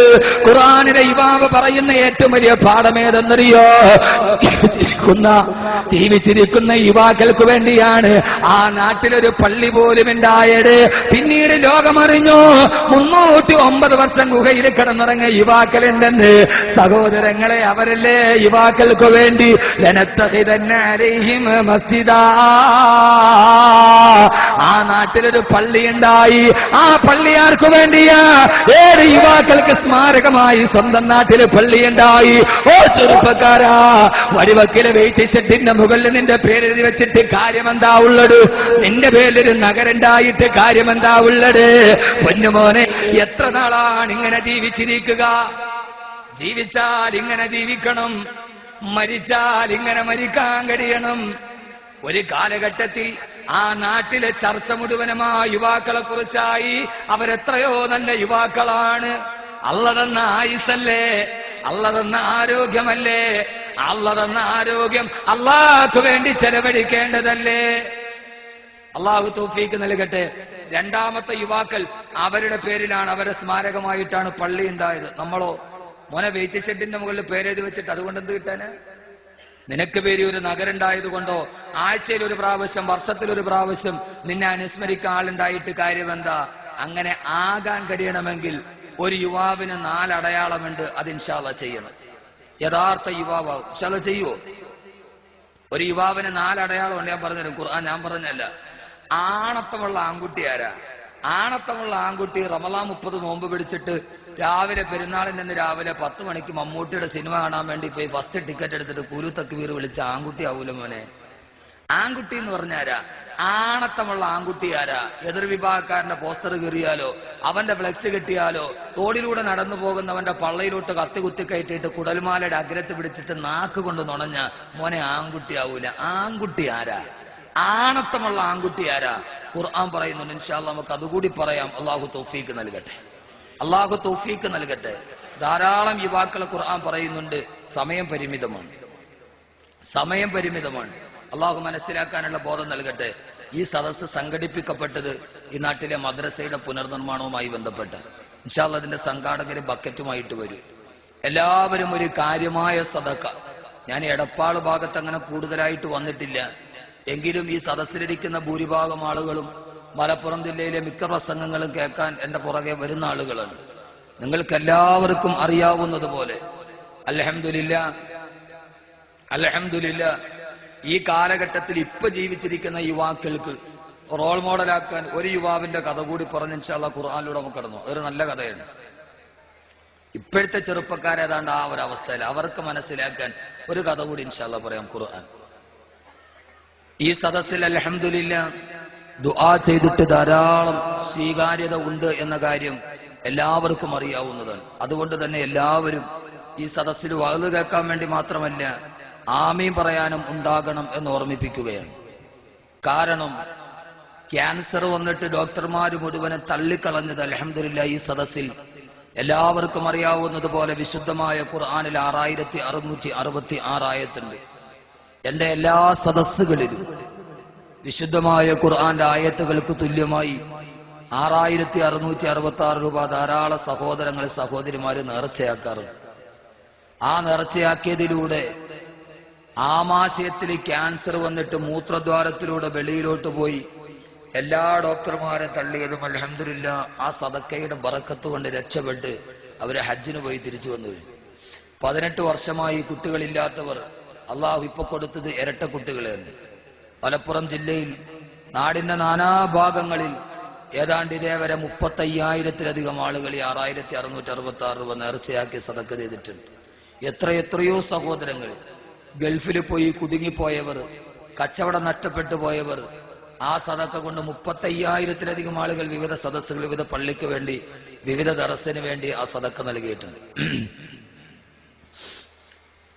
അതുകൊണ്ട് ഈ സദസ്സിലെ ദുആ വളരെ പ്രധാനപ്പെട്ടതാണ്. എല്ലാവരും ഒരു നല്ല സദക്ക, സാധാരണ ബക്കറ്റ് പിരിവ് പോലെയല്ല, ഒരു മദ്രസയുടെ നിർമ്മാണത്തിനുണ്ട് അൽഹംദുലില്ലാ എന്നെ കൊണ്ട് കഴിയുന്നത്. ആ സമയത്ത് നിങ്ങളുടെ ഏത് ആഗ്രഹമാണോ അത് മനസ്സിൽ കരുതി കാര്യമായി സദക്ക ചെയ്തു. എത്രയാണോ നിങ്ങളെ കൊണ്ട് കഴിയുക, 100, 500, 1000 എത്രയാണെങ്കിലും ഒരു മദ്രസയ്ക്ക് വേണ്ടി, അള്ളാഹുവിന്റെ ഖുർആൻ ഓതുന്ന ഒരു മദ്രസയ്ക്ക്. ആചാര്യ തമിഴ്നാട്ടിൽ പോയി പടച്ചവന് ഇപ്പൊ സുന്നത്തിന് വരെ ഫാക്ടറിയാ, സുന്നത്ത് വർക്ക് എന്ന് എഴുതി വെച്ചിരിക്കുന്നു. സുന്നത്ത് വർക്ക് ഇംഗ്ലീഷ് എഴുതുക. അദ്ദേഹം പറയുന്നു സുന്നത്തിന് പോലും ഇപ്പൊ ഫാക്ടറിയാണ്, സൺ നെറ്റ്വർക്ക് എന്ന് എഴുതി വെച്ചിരുന്നാണ്. ആഖിറത്തിലെ ഒരു ദിവസം ഇവിടുത്തെ എത്ര ദിവസമാണ്? 50,000 വർഷം. ഞാൻ ഒരിക്കൽ തിരുവനന്തപുരം മാറിവാനീസ് കോളേജിൽ ഒരു സെമിനാറിൽ പങ്കെടുത്തു. ശാസ്ത്രവും മതവും പരസ്പര പൂരകമോ പരസ്പര വൈരുദ്ധ്യമോ. അപ്പൊ ഞാനുണ്ട്, സൂര്യ ടിവിയിൽ പരിപാടി അവതരിപ്പിക്കുന്ന സ്വാമി അശ്വതി തിരുനാളുണ്ട്, ക്രൈസ്തവരുടെ പ്രതിനിധിയായി മറ്റേ ഇപ്പൊ നമ്മുടെ കർദിനാളായ അതുണ്ടല്ലേ, ഇതെന്റെ പേര് ഫാദർ ഇഗ്നേഷ്യസ് മാർ തിമസ്തിയോസ്തിയോസ്തോസ്, അദ്ദേഹമുണ്ട്. അപ്പോ ഇസ്ലാമിനെ പ്രതിനിധീകരിച്ച് ഞാനുണ്ട്, ഹൈന്ദവ മതത്തെ പ്രതിനിധീകരിച്ച് സ്വാമി അശ്വതി തിരുനാളുണ്ട്, ക്രൈസ്തവ മതത്തെ പ്രതിനിധീകരിച്ച് അദ്ദേഹമുണ്ട്. അപ്പൊ ശാസ്ത്രവും മതവും പറഞ്ഞപ്പോ ഞാനിങ്ങനെ കുറെ ശാസ്ത്രത്തിന്റെ യൂറി ഗഗാറിൻ പോയതും വയോദർ ശൂന്യാകാശത്ത് പോയതും ആ വയോദർ 2 ഇപ്പോഴും ശൂന്യാകാശത്ത് കറങ്ങി നിൽക്കുന്നതും 1 മണിക്കൂറിൽ 10 ലക്ഷം കിലോമീറ്റർ വേഗതയിൽ ആഞ്ഞടിക്കുന്ന ധൂമപടലങ്ങളുടെ എതിർപ്പിനെ അവഗണിച്ചിട്ടാണ് വയോദർ ഇപ്പോഴും ശൂന്യാകാശത്ത് കറങ്ങുന്നതെന്നും എന്നൊക്കെ പറഞ്ഞിട്ട് ഞാൻ പറഞ്ഞ അവസാനം ഈ മത്രാപ്പോലിത് അദ്ദേഹം എഴുന്നേറ്റ് നിന്നിട്ട് പറഞ്ഞു, മൗലവിയുടെ പ്രസംഗമൊക്കെ എനിക്കിഷ്ടമായി, പക്ഷെ ഈ പരലോകം 50,000 വർഷത്തിന് തുല്യമായൊരു ദിവസം ഉണ്ടെന്ന് പറയുന്നത് എങ്ങനെയാണെന്ന് മനസ്സിലാകുന്നില്ല, അതൊക്കെ ശാസ്ത്രബോധമില്ലാത്ത ചില പരാമർശങ്ങളല്ലേ എന്ന് പറഞ്ഞു. അപ്പൊ ഞാൻ അധ്യക്ഷനോട് പറഞ്ഞു, അദ്ദേഹം പ്രസംഗിച്ചിട്ട് എനിക്കൊരു 10 മിനിറ്റ് കൊണ്ട് തരണമെന്ന് പറഞ്ഞു. അദ്ദേഹം പ്രസംഗിച്ച് ഞാനൊരു 10 മിനിറ്റ് കൊണ്ട് വാങ്ങിച്ച് വീണ്ടും ഞാൻ എഴുന്നേറ്റ് നിന്നിട്ട് ഞാൻ പറഞ്ഞു, പരലോകത്തെ ഒരു ദിവസം ഇവിടുത്തെ 50,000 വർഷത്തിന് തുല്യമാണെന്ന് പറഞ്ഞാൽ ഇവിടെ ഭൂമിയിൽ ഒരു ദിവസം 24 മണിക്കൂറാണ് അല്ലേ? ഇവിടെ 23. എന്താ നിങ്ങൾ പിന്നെ എന്താ ഈ ഫ്രീസറിൽ വെച്ച ബ്ലോക്കോളി ഇരിക്കണം? ഇതെന്തൊരു മനുഷ്യന്മാർ! 24 മണിക്കൂറാണ് ഭൂമി ഒരു പ്രാവശ്യം സ്വയം അച്ചുതണ്ടിൽ കറങ്ങാൻ. അതുകൊണ്ടാണ് ഭൂമിയിൽ ഒരു ദിവസം എത്ര മണിക്കൂറായത്? 24 മണിക്കൂറായിരുന്നു. അപ്പൊ ഞാൻ പറഞ്ഞു, ആഖിറം എന്ന് പറയുന്ന ലോകം അള്ളാഹു സംവിധാനിക്കുന്നത് ഭൂമിയല്ലാത്ത വേറൊരു ഗോളത്തിലായിരിക്കും അല്ലേ? കുറച്ചൊക്കെ ചിന്തിക്ക്. ചുമ്മാ വാള് ഈ പെണ്ണുങ്ങൾക്ക് റബ്ബർ ബാൻഡ് വാളാണ് ഇഷ്ടം. നീട്ടി പറയണം. ഇത്തിരി ചിന്തിക്കുകയും പുതിയ ലോകത്തോട് സംവദിക്കണ്ടേ.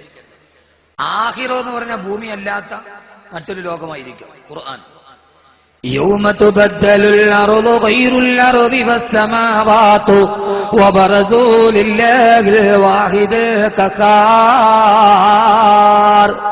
يوم تبدل ഭൂമിയല്ല. അപ്പോ ആഖിറം അല്ലാഹു നിലനിൽക്കുന്ന ഗോളം അത് അതിന്റെ അച്ചുതണ്ടിൽ ഒരു പ്രാവശ്യം കറങ്ങണമെങ്കിൽ 50,000 വർഷം വേണം. അപ്പൊ അവിടുത്തെ ഒരു ദിവസം ഇവിടുത്തെ 50,000 വർഷമാണ്. ഞാൻ പറഞ്ഞു, ഇപ്പോ തന്നെ ഒരു ഗോളം ശാസ്ത്രം കണ്ടുപിടിച്ചിട്ടുണ്ട്. അവിടെ ഒരു ദിവസം എന്ന് പറഞ്ഞാൽ 28,000 വർഷമാണ്. ആ ഗോളത്തിലെ ഒരു ദിവസം ഒരിച്ചിരി വിദ്യാഭ്യാസം കിട്ടിയത് കൊണ്ട് ആഖിറത്തിൽ 50,000 വർഷമൊന്നും അങ്ങനെ നിൽക്കേണ്ട ചെറുപ്പക്കാരാ.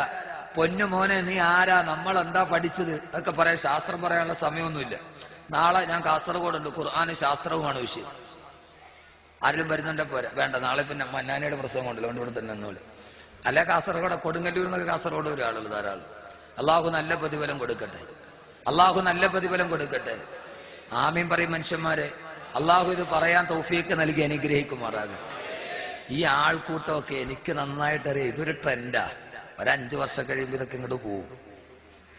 ഈ തൊണ്ടയിൽ ശബ്ദം ഉള്ളിടത്തോളം കാലമല്ല. ഇപ്പൊ ഇതൊരു ട്രെൻഡാ. അഹമ്മദ് കബീർ ബാക്കവി, നൗഷാദ് ബാക്കവി. അപ്പൊ ഒരു 5 വർഷം കഴിയുമ്പോൾ ഇതൊക്കെ ഇങ്ങോട്ട് അടുത്ത ആള് വരും. അള്ളാഹു നിലനിൽക്കുന്നിടത്തോളം കാലം അവന്റെ ദീനിന് വേണ്ടി നമ്മൾ നിലനിർത്തി തരട്ടെ. അങ്ങനെയാണോ? 5 വർഷം കഴിഞ്ഞാൽ സ്നേഹം ഉണ്ടാവുമോ? എവിടെന്ന്? അങ്ങ് പുനത്തിൽ കുഞ്ഞബ്ദുള്ളയോട് പറഞ്ഞാൽ മതി. ഇതിനേക്കാൾ സ്നേഹിച്ചവരൊക്കെ ഒത്തിരി ഉണ്ടായിരുന്നു സഹോദരങ്ങൾ. എല്ലാവരും പോയി. പ്രസംഗം എന്ന് പറഞ്ഞാൽ 40 വയസ്സ് കഴിഞ്ഞ് പ്രസംഗിച്ച ആളുകൾ വളരെ കുറവാണ്. കണ്ടോ ഉസ്താദെ? വാത് പറഞ്ഞിട്ട് 40-45 വയസ്സ് കഴിഞ്ഞിട്ട് ആ പഴയ ഗാംഭീര്യത്തോടെ വാത് പറഞ്ഞവർ വളരെ കുറവാണ്. കാരണം എന്താ പറയുക? 45 വയസ്സ് കഴിഞ്ഞാൽ പിന്നെ ആസ്മ പിടിക്കും. എന്തേ? അങ്ങനെ വാത് പറഞ്ഞ 78ാമത്തെ വയസ്സിൽ ഇന്ന് വാത് പറയുന്ന ഒരൊറ്റ ആളേ ഉള്ളൂ കേരളത്തിൽ. അറിയോ നിങ്ങൾക്ക്? വയലിത്തറ ഉസ്താദ് ഇപ്പോഴും വാത് പറയും. കാരണം എന്താ പറയുക? വാത് പറഞ്ഞ സമയത്ത് ഒത്തിരി ചീത്തപ്പേര് കേട്ട ആളാ. കാരണം വൈലിത്തറ ഉസ്താദിനെ വാതിന് വിളിക്കുമ്പോഴൊരു വെള്ള പേപ്പർ അങ്ങ് ലിസ്റ്റ് കൊടുക്കും. കൂവാത്ത കോഴിയുടെ മുട്ട, ദശമൂല ജീരകാരിഷ്ടം, ആട്ടിറച്ചി, ഒരു ലിസ്റ്റ് അങ്ങോട്ട് കൊടുക്കും. അപ്പൊ അന്നെല്ലാവരും പഴി പറഞ്ഞ ആളാ. പക്ഷെ അദ്ദേഹം ഇപ്പോഴും വാത് പറയുന്നുണ്ട്. അന്ന് തടിയ ശരീരവും നോക്കാതെ വാത് പറഞ്ഞ ആളുകൾ ഇപ്പൊ സ്തമിച്ചു. വൈലിത്തറ ഉസ്താദിന്റെ ശൈലി, സംഘാടകരെ വീട്ടിലോട്ട് വിളിക്കും. ഉച്ചയ്ക്ക് നല്ല ഭക്ഷണം വെച്ച് കൊടുക്കും. എന്നിട്ട് പറയും, ഞാൻ വീട്ടിൽ കഴിക്കണ ഭക്ഷണം ഇതാണ്, നിങ്ങളുടെ നാട്ടിൽ വാതിന് വരുമ്പോൾ ഇതേ ഭക്ഷണം കഴിക്കും. മക്കളെ, ശരീരത്തിൽ 4448 ഞരമ്പുണ്ട്. ആ ഞരമ്പ് 4448 ഞരമ്പും ഒരേ സമയത്ത് വർക്ക് ചെയ്യുന്ന ജീവിതത്തിൽ 2 ജോലിയേ ഉള്ളൂ. അറിയോ? ഒന്ന് പ്രസംഗം, മറ്റൊന്ന് പ്രസവം. ബാക്കി ഏത് ജോലിക്ക് 114 ഞരമ്പ് വർക്ക് ചെയ്താൽ മതി. പ്രസംഗവും പ്രസവവും 4448 സർവ്വനാഡീ ഞരമ്പ് ഒരേ സമയത്ത് വർക്ക്. ഇത് നിസ്സാര കാര്യമല്ല. അതുകൊണ്ടാണ് പെണ്ണുങ്ങൾ പ്രസവിച്ചു കഴിഞ്ഞാൽ 40 ദിവസം പ്രസവ ശുശ്രൂഷ, എന്തോ തെങ്ങും പൂക്കുലാതി രസായനം, അജമാംസ രസായനം, മണ്ണെണ്ണല്ല മഞ്ഞൾ തേച്ചിട്ടൊരു കുളി, പിന്നെ ചൂടുവെള്ളത്തിലൊരു പിടുത്തം, പിന്നെ ഒക്കെ കഴിഞ്ഞിട്ട് ഉലുവ കിണ്ടിയത് അല്ലേ, അതൊക്കെ കൊടുത്തൊരു 40 ദിവസം കഴിയുമ്പോൾ പ്രസവിച്ച പെണ്ണി നെയ്ക്കുമ്പളങ്ങാത്ത കയ്യും കാലും വെച്ച് കാര്യങ്ങൾ ഇങ്ങനെ എഴുന്നേറ്റ് വരും. എന്താ വരവ്? അതേ ജോലി ചെയ്യുന്ന ആളാണ് പ്രസംഗിക്കണ ഉസ്താദ്. പൂക്കുലാതി രാസായനം ഉണ്ട്, മഞ്ഞൾ തേച്ചിട്ട് കുളിയുണ്ട്, എല്ലാം കഴിഞ്ഞിട്ട് കുറച്ച് ചീത്തപ്പേര് ബാക്കി, അത്രയൊക്കെ ഉള്ളൂ. എല്ലാം കഴിയുമ്പോൾ എന്തുണ്ടാവും? പണ്ടാരോ വന്നാലും നായ ഓടിയിട്ട് ബലവും ഇല്ല, നായ്ക്ക് ഇരിക്കാൻ നേരവും ഇല്ല. അള്ളാഹു നമ്മളെ നിലനിർത്തുന്നിടത്തോളം കാലം നന്മയുടെ ഭാഗത്ത് അള്ളാഹു നിലനിർത്തി തരട്ടെ. അള്ളാഹു നമ്മുടെ ഉസ്താദന്മാർക്കെല്ലാം അള്ളാഹു ആരോഗ്യത്തോടെ ദീർഘായുസ് നൽകി അനുഗ്രഹിക്കുമല്ലോ. അതുകൊണ്ട് സഹോദരങ്ങളെ, ഞാൻ പറഞ്ഞത് ഭൂമിയല്ലാത്തൊരു ലോകം. ഏത്? സ്വർഗം എവിടെയാണ്? താഴെയാണോ മേളിലാണോ? എവിടെ? സ്വർഗം കീഴെയാണോ മേപ്പോട്ടാണോ? എവിടെയാ? കീഴില്ല. ഇതെന്തായാലും ചുമ്മാ വകുത് കേട്ടാൽ മതിയോ?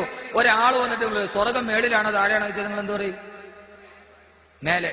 ആര് പറഞ്ഞു മേലെയാണ്?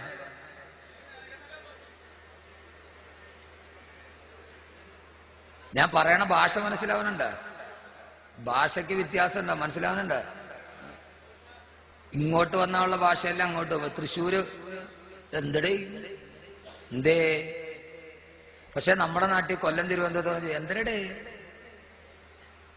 ഞാൻ പറഞ്ഞ ഭാഷ മനസ്സിലാവുന്നില്ലേ? അല്ലാഹുവിന്റെ ഖുർആൻ പറഞ്ഞു, മകദബൽ ഫുആദു മാ റആ അഫതുമാറൂനഹു അലാ മാ യറാ. അല്ലാഹുവിന്റെ വിശുദ്ധമായ ഖുർആൻ പറയുമ്പോ ആദരവായ പ്രവാചകൻ നബി മുഹമ്മദ് മുസ്തഫ സല്ലല്ലാഹു അലൈഹി വസല്ലം മിഅ്റാജിന്റെ യാത്ര ചെയ്ത കഥ പറയുമ്പോ അല്ലാഹുവിന്റെ ഖുർആൻ പറഞ്ഞതെന്താ? വകാന ഇന്ദ സിദ്റത്തിൽ മുന്തഹ ഇന്ദഹ ജന്നത്തുൽ മഅവാ. ഇന്ദ സിദ്റത്തിൽ മുന്തഹ, അല്ലാഹുവിന്റെ റസൂല് സിദ്റത്തുൽ മുന്തഹ വരെ എത്തി. എന്താ സിദ്റത്തുൽ മുന്തഹ എന്നറിയോ? ഈ ഭൂമിയിൽ നിന്നൊരു സാധനം മുകളിലോട്ട് പോയാൽ പരമാവധി എവിടം വരെ എത്തുമോ ആ സ്ഥലത്തിന്റെ പേരാണ് സിദ്റത്തുൽ മുന്തഹ. ആ സിദ്റത്തുൽ മുന്തഹയുടെ തൊട്ടടുത്താണ് ഇന്ദഹ ജന്നത്തുൽ മഅവാ. അവിടെയാണ് ജന്നത്തുൽ മഅവാ എന്ന സ്വർഗമെന്ന്. ആകാശ ലോകത്തെവിടെയാണ്?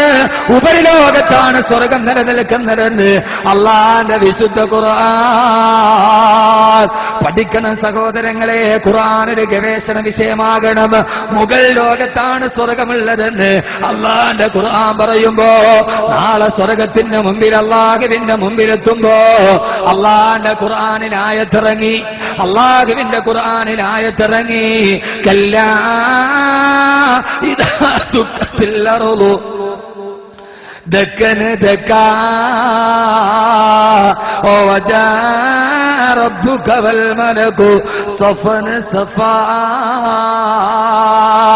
വജീഅ യൗമഇദിൻ ബിജഹന്നം യൗമഇദിൻ യതദക്കറുൽ ഇൻസാനു വഅന്നാ ലഹുൽ ദിക്റാ. ഓ മനുഷ്യ, കാര്യങ്ങൾ നീ വിചാരിച്ചതുപോലെയല്ല. ഇതാ ദുഃഖത്തിൽ അറുതു ദക്കന് ദക്കാ.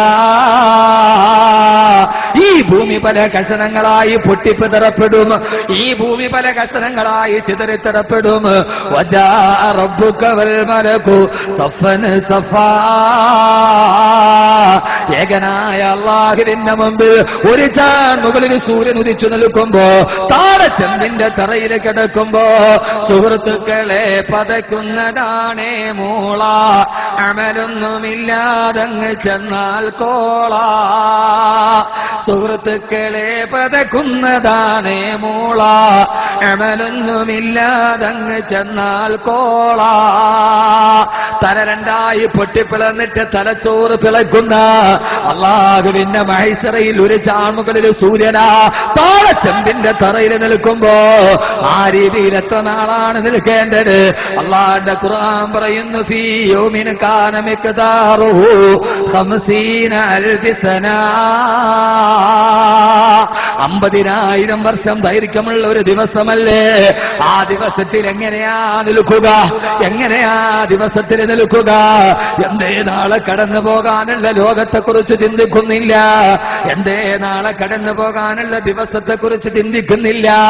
പടച്ച റബ്ബിന്റെ അടുക്കലോട്ട് കടന്നു പോകുന്ന ഹസ്ർ മേ ഫിർ മിലേ ഗേ മേരേ ദോസ്തോ ബസ് ഗയി യേ മകാം ആഖരി ആഖരി. എങ്ങനെയാണ് മക്കളോട് വിട പറയുക? എങ്ങനെയാണ് ഭാര്യയോട് സലാം പറയുക? സഹോദരങ്ങളെ, ഇന്ന് രാവിലെ കുറെ ദിവസത്തെ വിശ്രമങ്ങൾക്കപ്പുറം ഇന്ന് രാവിലെ വീട്ടിൽ നിന്നിറങ്ങുമ്പോ പൊന്നുമക്കളെ യാത്രയാക്കിയാണ് അഹമ്മദ് കബീറിനെ വിട്ടത്. ഇറങ്ങാൻ നേരെ തിരുകബളുകളിലും ചുംബനം നൽകി. ഉപ്പയെന്ന് വരുമെന്ന ചോദ്യത്തോടെ സലാം പറഞ്ഞു വിട്ട മക്കൾ, ആ മക്കള് കാത്ത് വീടിന്റെ ഉമ്മറപ്പടിയിലെത്തുമ്പോ ആർക്കറിയാം അഹമ്മദ് കബീർ വെള്ളിയാഴ്ച രാവിലെ സ്വന്തം വീടിന്റെ ഉമ്മറപ്പടിയിലെത്തുമോ? അതല്ല 3 വെള്ളത്തുണിയിൽ പൊതിഞ്ഞ മയ്യത്താകുമോ? കാത്തിരിക്കുന്ന മക്കളുടെ മുമ്പിലെത്തുക. കാത്തിരിക്കുന്ന മക്കൾ, കളിപ്പാട്ടം കാത്തിരിക്കുന്ന മക്കളുടെ മുമ്പിൽ വിധിയുടെ ഒരു കളിപ്പാട്ടം പോലെ ഈ മനുഷ്യൻ പോയി മലന്ന് കിടക്കുമ്പോ ആ സമയത്ത് കെട്ടിപ്പിടിച്ച് പൊട്ടിക്കരഞ്ഞ് മക്കള് കവിളത്തോട്ട് ചുടുചുംബനം തരുമ്പോ ആ സമയത്ത് മലർന്നു കിടന്നിട്ട് ആത്മാവിന്റെ ഭാഷയിൽ പറയാൻ കഴിയണ്ടേ, പൊന്നുമക്കളെ കരയണ്ടടാ, നിങ്ങളുടെ ഉപ്പയ്ക്കൊന്നും നഷ്ടപ്പെട്ടിട്ടില്ല, നിങ്ങളുടെ ഉപ്പയ്ക്കൊന്നും നഷ്ടപ്പെട്ടിട്ടില്ല. പൊന്നു ചെറുപ്പക്കാരെ, ചെറുപ്പക്കാരികളെ, നാളെ നടന്നു പോകുന്ന ഈ ദിവസത്തെക്കുറിച്ചൊരു ഓർമ്മയുണ്ടാകണം. നമ്മുടെ സ്വന്തം മക്കള് കെട്ടിപ്പിടിച്ചു മുത്തം നിന്ന് പൊട്ടിക്കരയുന്ന ദിവസം മലർന്നു കിടന്നിട്ട് ആത്മാവിന്റെ ഭാഷയിൽ പറയണം, മക്കളെ ഉപ്പയ്ക്കൊന്നും നഷ്ടപ്പെട്ടിട്ടില്ല, ഇനിയല്ലേ നിങ്ങളുടെ ഉപ്പയ്ക്ക് സ്വർഗമുള്ളത്, ഇനിയല്ലേ നിങ്ങളുടെ ഉപ്പയ്ക്ക് ഫുസ്ഹത്ത് ജന്നയുള്ളത്, ഇനിയല്ലേ നിങ്ങളുടെ ഉപ്പയ്ക്ക് സ്വർഗമുള്ളത്. വരവും കാത്ത പടിക്കെട്ടിലെ കാത്തിരിക്കുന്ന പ്രിയപ്പെട്ട ഭാര്യ കെട്ടിപ്പിടിച്ച് പൊട്ടിക്കരഞ്ഞ് എന്നെ തനിച്ചാക്കി പോയോ എന്ന് നിലവിളിക്കുമ്പോ അവളോട് പറയാൻ കഴിയണ്ടേ, പൊന്നുമോളെ കരയണ്ടടാ, നാളെ നമുക്ക് കാണാൻ ഒരു ദിവസമുണ്ട്. ഇവിടെയല്ലേ വേർപിരിയലുള്ളൂ, ഇവിടെയല്ലേ സലാം പറച്ചിലുള്ളൂ, ഇനി നമ്മൾ തമ്മിൽ കൂടിക്കാണുന്നൊരു ദിവസമുണ്ടല്ലോ. ഹശ്ർ മേ ഫിർ മിലേംഗേ മേരേ ദോസ്തോ, ബസ് ഗയി യേ മഖാം ആഖരി ആഖരി. ഹശ്ർ മേ ഫിർ മിലേംഗേ, ഇനി നമുക്ക് കാണാം പരലോകത്ത് വെച്ച്, ഇനി നമുക്ക് കാണാം പടച്ച റബ്ബിന്റെ മുമ്പിൽ വെച്ച്. വിട പറഞ്ഞവരെല്ലാം സമ്മേളിക്കുന്ന നഗരി, സ്നേഹിച്ചു തീരാത്തവരെ കണ്ട് സ്നേഹം കൊതി തീരുന്ന ദിവസം, ആ ദിവസമാണ് മഹിഷറ. മുച്ചനഹനാക്കെ പകലേ ദിയേ ഹേ കഫൻ, റോ ചുകി ഹേ സബ് മിൽകർ മാം ബാപ്പ് ഭായി ബഹൻ. ഇന്നെന്റെ മയ്യത്തിന്റെ ചുറ്റും നിന്നിട്ട് എല്ലാവരും പൊട്ടിക്കരയുകയാണല്ലോ. സാധാരണ ഞാൻ കുളിച്ചിട്ടാണ് വസ്ത്രം മാറിയിരുന്നത്, ഇന്ന് ഞാൻ കുളിക്കുന്നതിന് മുമ്പേ അവരെന്റെ വസ്ത്രം മാറി. സാധാരണ ഞാൻ കുളിച്ചിട്ടാണ് വസ്ത്രം മാറിയിരുന്നത്, ഇന്ന് ഞാൻ കുളിക്കുന്നതിന് മുമ്പേ അവരെന്റെ വസ്ത്രം മാറ്റി. സഹോദരങ്ങളെ, വസ്ത്രം മാറ്റി യാത്രയായി എവിടേക്കെന്നറിയോ? അള്ളാഹുവിന്റെ മുമ്പിലേക്ക്. ചെറുപ്പക്കാരാ, പടച്ച് ജീവിതം നിന്ന്, ഭക്ഷണം നിന്ന്, വായു തന്ന്, പാർപ്പിടം നിന്ന്, വസ്ത്രം തന്ന് ഈ ലോകത്തേക്ക് പടച്ചുവിട്ട തമ്പുരാന്റെ മുമ്പിൽ ഒരു ദിവസം 50,000 വർഷത്തിന്റെ ദൈർഘ്യമുള്ള ദിവസം പടച്ച റബ്ബിന്റെ മുമ്പിൽ നിൽക്കുകയാണ്. അള്ളാഹു നമ്മുടെ മഹ്ശറയുടെ നൃത്തം അള്ളാഹു ലഘൂകരിച്ച് നൽകുമാറാകട്ടെ, അള്ളാഹു ലഘൂകരിച്ച് നൽകുമാറാകട്ടെ. ഭീകരമാണ്, ഭീകരമാണ് മഹ്ശറ, ബീഭത്സമാണ് മഹ്ശറ. മനുഷ്യനെ മാനവ മാനവ മാനവ, അവന്റെ കോടിക്കണക്കിന് സിദ്ധികളിൽ മഹേശ്വരയുടെ വിചാരണ നിനക്ക് മാത്രമാണ് മാനവ മാനവ മാനവ. മനിതനെ മനുഷ്യനെ, മഹിതനെ മനുതനെ, എന്തേ നീ ചിന്തിക്കുന്നില്ല? അള്ളാഹു നമുക്ക് ആ പരലോകത്തിന്റെ ദൈർഘ്യം അള്ളാഹു ചുരുക്കി തരട്ടെ. നാളെ പരലോകത്തിലെ 50,000 വർഷം അള്ളാഹു സുബ്ഹാനഹു വ തആല ചില ആളുകൾക്ക് ചുരുക്കി കൊടുക്കും. അല്ലാഹുമ്മ ജഅൽനാ മിൻഹും. അള്ളാഹുവേ, നീ ഞങ്ങളതിൽ പെടുത്തണേ തമ്പുരാനെ, നീ ഞങ്ങളതിൽ പെടുത്തണേ തമ്പുരാനെ. വളരെ പ്രധാനപ്പെട്ട ചില കാര്യങ്ങൾ മാത്രം ഞാൻ പറയുക. ഇൻഷാ അള്ളാഹ് ഇതൊരു വലിയ വിഷയമാണ്, മഹ്ശറയും മരണവും ഒക്കെ. ഒരു മനുഷ്യന്റെ ജനനം മുതൽ അവൻ മരിച്ച് മണ്ണിൽ വെച്ച് ഹിസാബിന് വന്ന് വിചാരണ കഴിഞ്ഞ് സിറാത്ത് കഴിഞ്ഞ് സ്വർഗത്തിലേക്കും നരകത്തിലേക്കും എത്തി, സ്വർഗത്തിൽ കാലാകാലം നരകത്തിൽ കാലാകാലം. ഇൻഷാ അല്ലാഹ് തുടക്കം മുതൽ ഒടുക്കം വരെ ആ വിഷയം, മണ്ണറ മുതൽ മണിയറ വരെ എന്ന തലക്കെട്ടിന്റെ കീഴിൽ ഈ വരുന്ന 24, 25 തീയതികളിൽ ചാവക്കാട് അകലാട് ഒറ്റയിനി സലാത്ത് നഗറിൽ പ്രസംഗിക്കുന്നുണ്ട്. കഴിയുന്നവരൊക്കെ എത്തി. 2 ദിവസമുണ്ട് ഒരു മനുഷ്യന്റെ ജനനം മുതൽ അവൻ ഉമ്മാന്റെ ഗർഭാശയത്തിൽ ഇല്ല, ആലമുൽ അർവാഹ് മുതൽ ഉമ്മാന്റെ ഗർഭാശയത്തിൽ വന്ന് അവിടുന്ന് ദുനിയാവിൽ വന്ന് അവിടുന്ന് ഖബറിൽ പോയി പിന്നെ മഹ്ശറയിൽ എഴുന്നേറ്റ് അവസാനം വരെയുള്ള കാര്യങ്ങൾ ഇൻഷാ അല്ലാഹ് 2 ദിവസം, മണ്ണറ മുതൽ മണിയറ വരെ. അള്ളാഹു പറയാൻ തൗഫീക്ക് നൽകട്ടെ. ഒരു ദിവസത്തെ പ്രസംഗം കൊണ്ടൊന്നും പറയാൻ പറ്റില്ല. അതിന്റെ ചില ഭാഗങ്ങൾ മാത്രമാണ് ഞാൻ പറയുക. അള്ളാഹു സുബ്ഹാനഹു വ തആല നല്ല ബോധം നമുക്ക് നൽകി അനുഗ്രഹിക്കുമാറാകട്ടെ. അള്ളാഹു നല്ല ബോധം നൽകി അനുഗ്രഹിക്കുമാറാകട്ടെ. അള്ളാഹു ചില ആളുകൾക്ക് മഹ്ശറയുടെ ദിവസം അള്ളാഹു ലഘൂകരിച്ചു കൊടുക്കും. ചില ആളുകൾക്ക് മാബൈന ളുഹരി വൽ അസ്രി, ളുഹറിന്റെയും അസറിന്റെയും ഇടയിലുള്ള സമയമായി ലഘൂകരിച്ചു കൊടുക്കുമെന്ന് നബി മുഹമ്മദ് മുസ്തഫ. അള്ളാഹു നമ്മൾ അക്കൂട്ടത്തിൽ പെടുത്തട്ടെ. ളുഹറിന്റെയും എന്ന് പറഞ്ഞാൽ എത്രയാണ്? ളുഹർ ബാങ്ക് ഇപ്പൊ എത്രയ്ക്ക്? അള്ളാഹു വരും. മിക്കവാറും മഹ്ശറ എല്ലാം ലഘൂകരിക്കപ്പെടും. ളുഹർ ബാങ്ക് എത്ര മണിക്ക്? 12:20. 12 പിള്ളേര് പറയുകയാണ് സ്കൂളിൽ ബെല്ലടിക്കുന്ന സമയം അറിയാം. 12:20. അസർ ബാങ്ക് 3:40. 3:40. അപ്പൊ ഏതാണ്ട് ഒരു 3 മണിക്കൂർ 20 മിനിറ്റ് ളുഹറിന്റെയും അസറിന്റെ ഇടയിൽ. മഹ്ശറ തുടങ്ങി ഹിസാബും എല്ലാം കഴിഞ്ഞിട്ട് 3 മണിക്കൂർ കൊണ്ട് ഇവര് സ്വർഗത്തിൽ എത്തിയിട്ടുണ്ടാവും. 3 മണിക്കൂർ കൊണ്ട് ഇവര് സ്വർഗത്തിലെത്തിയിട്ടുണ്ടാവും. അള്ളാഹു നമ്മൾ അതിൽ പെടുത്തി അനുഗ്രഹിക്കട്ടെ. വേറെ ചില ആളുകളുണ്ട്, അവരാരാ? അല്ലാഹുവിന്റെ പ്രവാചകൻ പറഞ്ഞു, ഖദറു റകഅത്തൈനി, 2 റകഅത്ത് നിസ്കരിക്കുന്ന സമയം, 2 റകഅത്ത് നിസ്കരിക്കുന്ന സമയം, ആ സമയം കണ്ടവര് സ്വർഗത്തിലെത്തിണ്ടായിരിക്കുമെന്ന് നബി മുഹമ്മദ് മുസ്തഫ സല്ലല്ലാഹു അലൈഹി വസല്ലം. അള്ളാഹുവിന്റെ പ്രവാചകൻ പറഞ്ഞു, 2 റകഅത്ത് നിസ്കരിക്കുന്ന സമയം, ആ സമയം കൊണ്ട് അവർ സ്വർഗത്തിലെത്തിയിട്ടുണ്ടാവും. അവരാരാ? ചെറുപ്പക്കാരെ, അവരാരാ? അവര് മറ്റാരുമല്ല,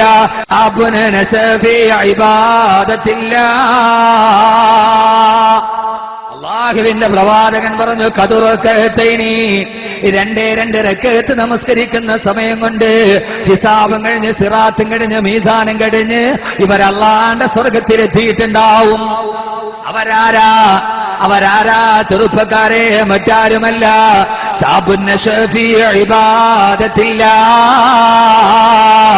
അള്ള തന്ന യുവത്വം അള്ളാഹുവിന്റെ ഇബാദത്തിന് വേണ്ടി ചെലവഴിച്ച യുവാക്കൾ ആഖിറത്തിന്റെ 50,000 വർഷം എന്ന ദിവസം 2 റകഅത്ത് നിസ്കരിക്കുന്ന സമയം കൊണ്ട് അള്ളാഹുവിന്റെ സ്വർഗത്തിന്റെ വാതിൽ പിടിച്ചു കുലുക്കാൻ കഴിയുന്നവരാരാ?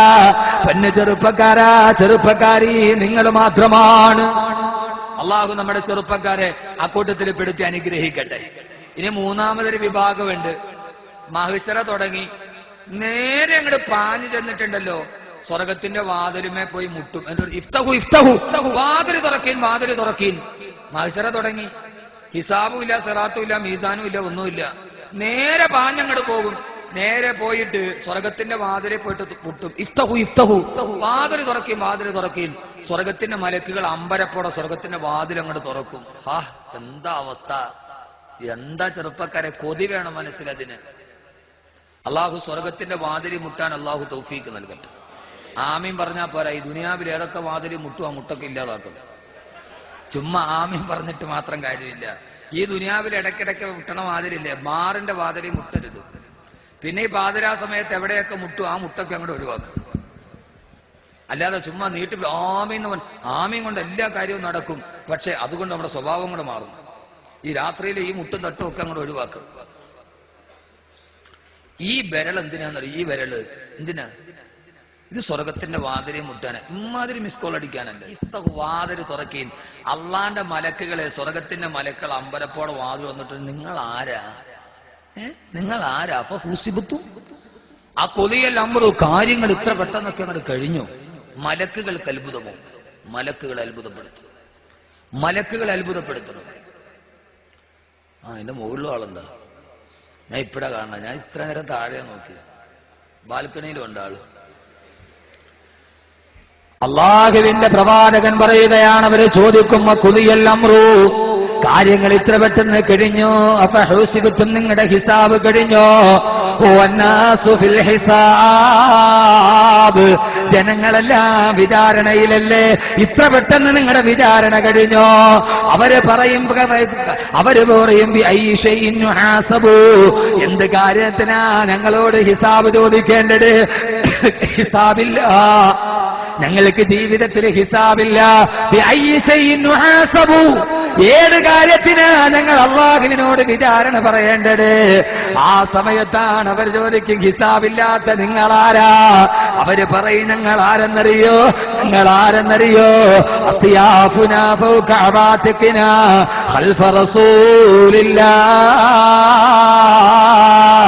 വാളും മുതുകിൽ വെച്ചിട്ട് അള്ളാന്റെ റസൂലിന്റെ പുറകെ നടന്ന മുഹാജിറുകളായ സഹാബത്താണ് ഞങ്ങളെന്ന് അവര് മറുപടി പറയുമെന്ന് ആദരവായ പ്രവാചകൻ നബി മുഹമ്മദ് മുസ്തഫ അള്ളാന്റെ റസൂല് പറയുകയാ. അള്ളാഹുവിന് വേണ്ടി സർവ്വതും ത്യജിച്ചവർക്ക് വേണ്ടിയാണ് സ്വർഗത്തിന്റെ വാതിൽ മുട്ടാൻ കഴിയുന്നത്. ആ സ്വർഗത്തിന്റെ വാതിൽ താനേ തുറക്കപ്പെടുന്നത്. അള്ളാഹു സ്വർഗത്തിന്റെ വാതില് മുട്ടിത്തുറക്കാൻ, സ്വർഗത്തിന്റെ വാതില് മുട്ടിത്തുറന്ന പൊന്നു ചെറുപ്പക്കാരെ മുമ്പിൽ കാണുന്നതെന്താ? ആ സ്വർഗത്തിന്റെ രണ്ട് വാതിലിന്റെ സൈഡില് നീ ദേവരെ കണ്ടിട്ടില്ലാത്ത സുന്ദരികളായ ഹൂറിപ്പെണ്ണുങ്ങൾ വാതിലും പിടിച്ചിട്ട് കാത്തു നിൽക്കുകയാണ്.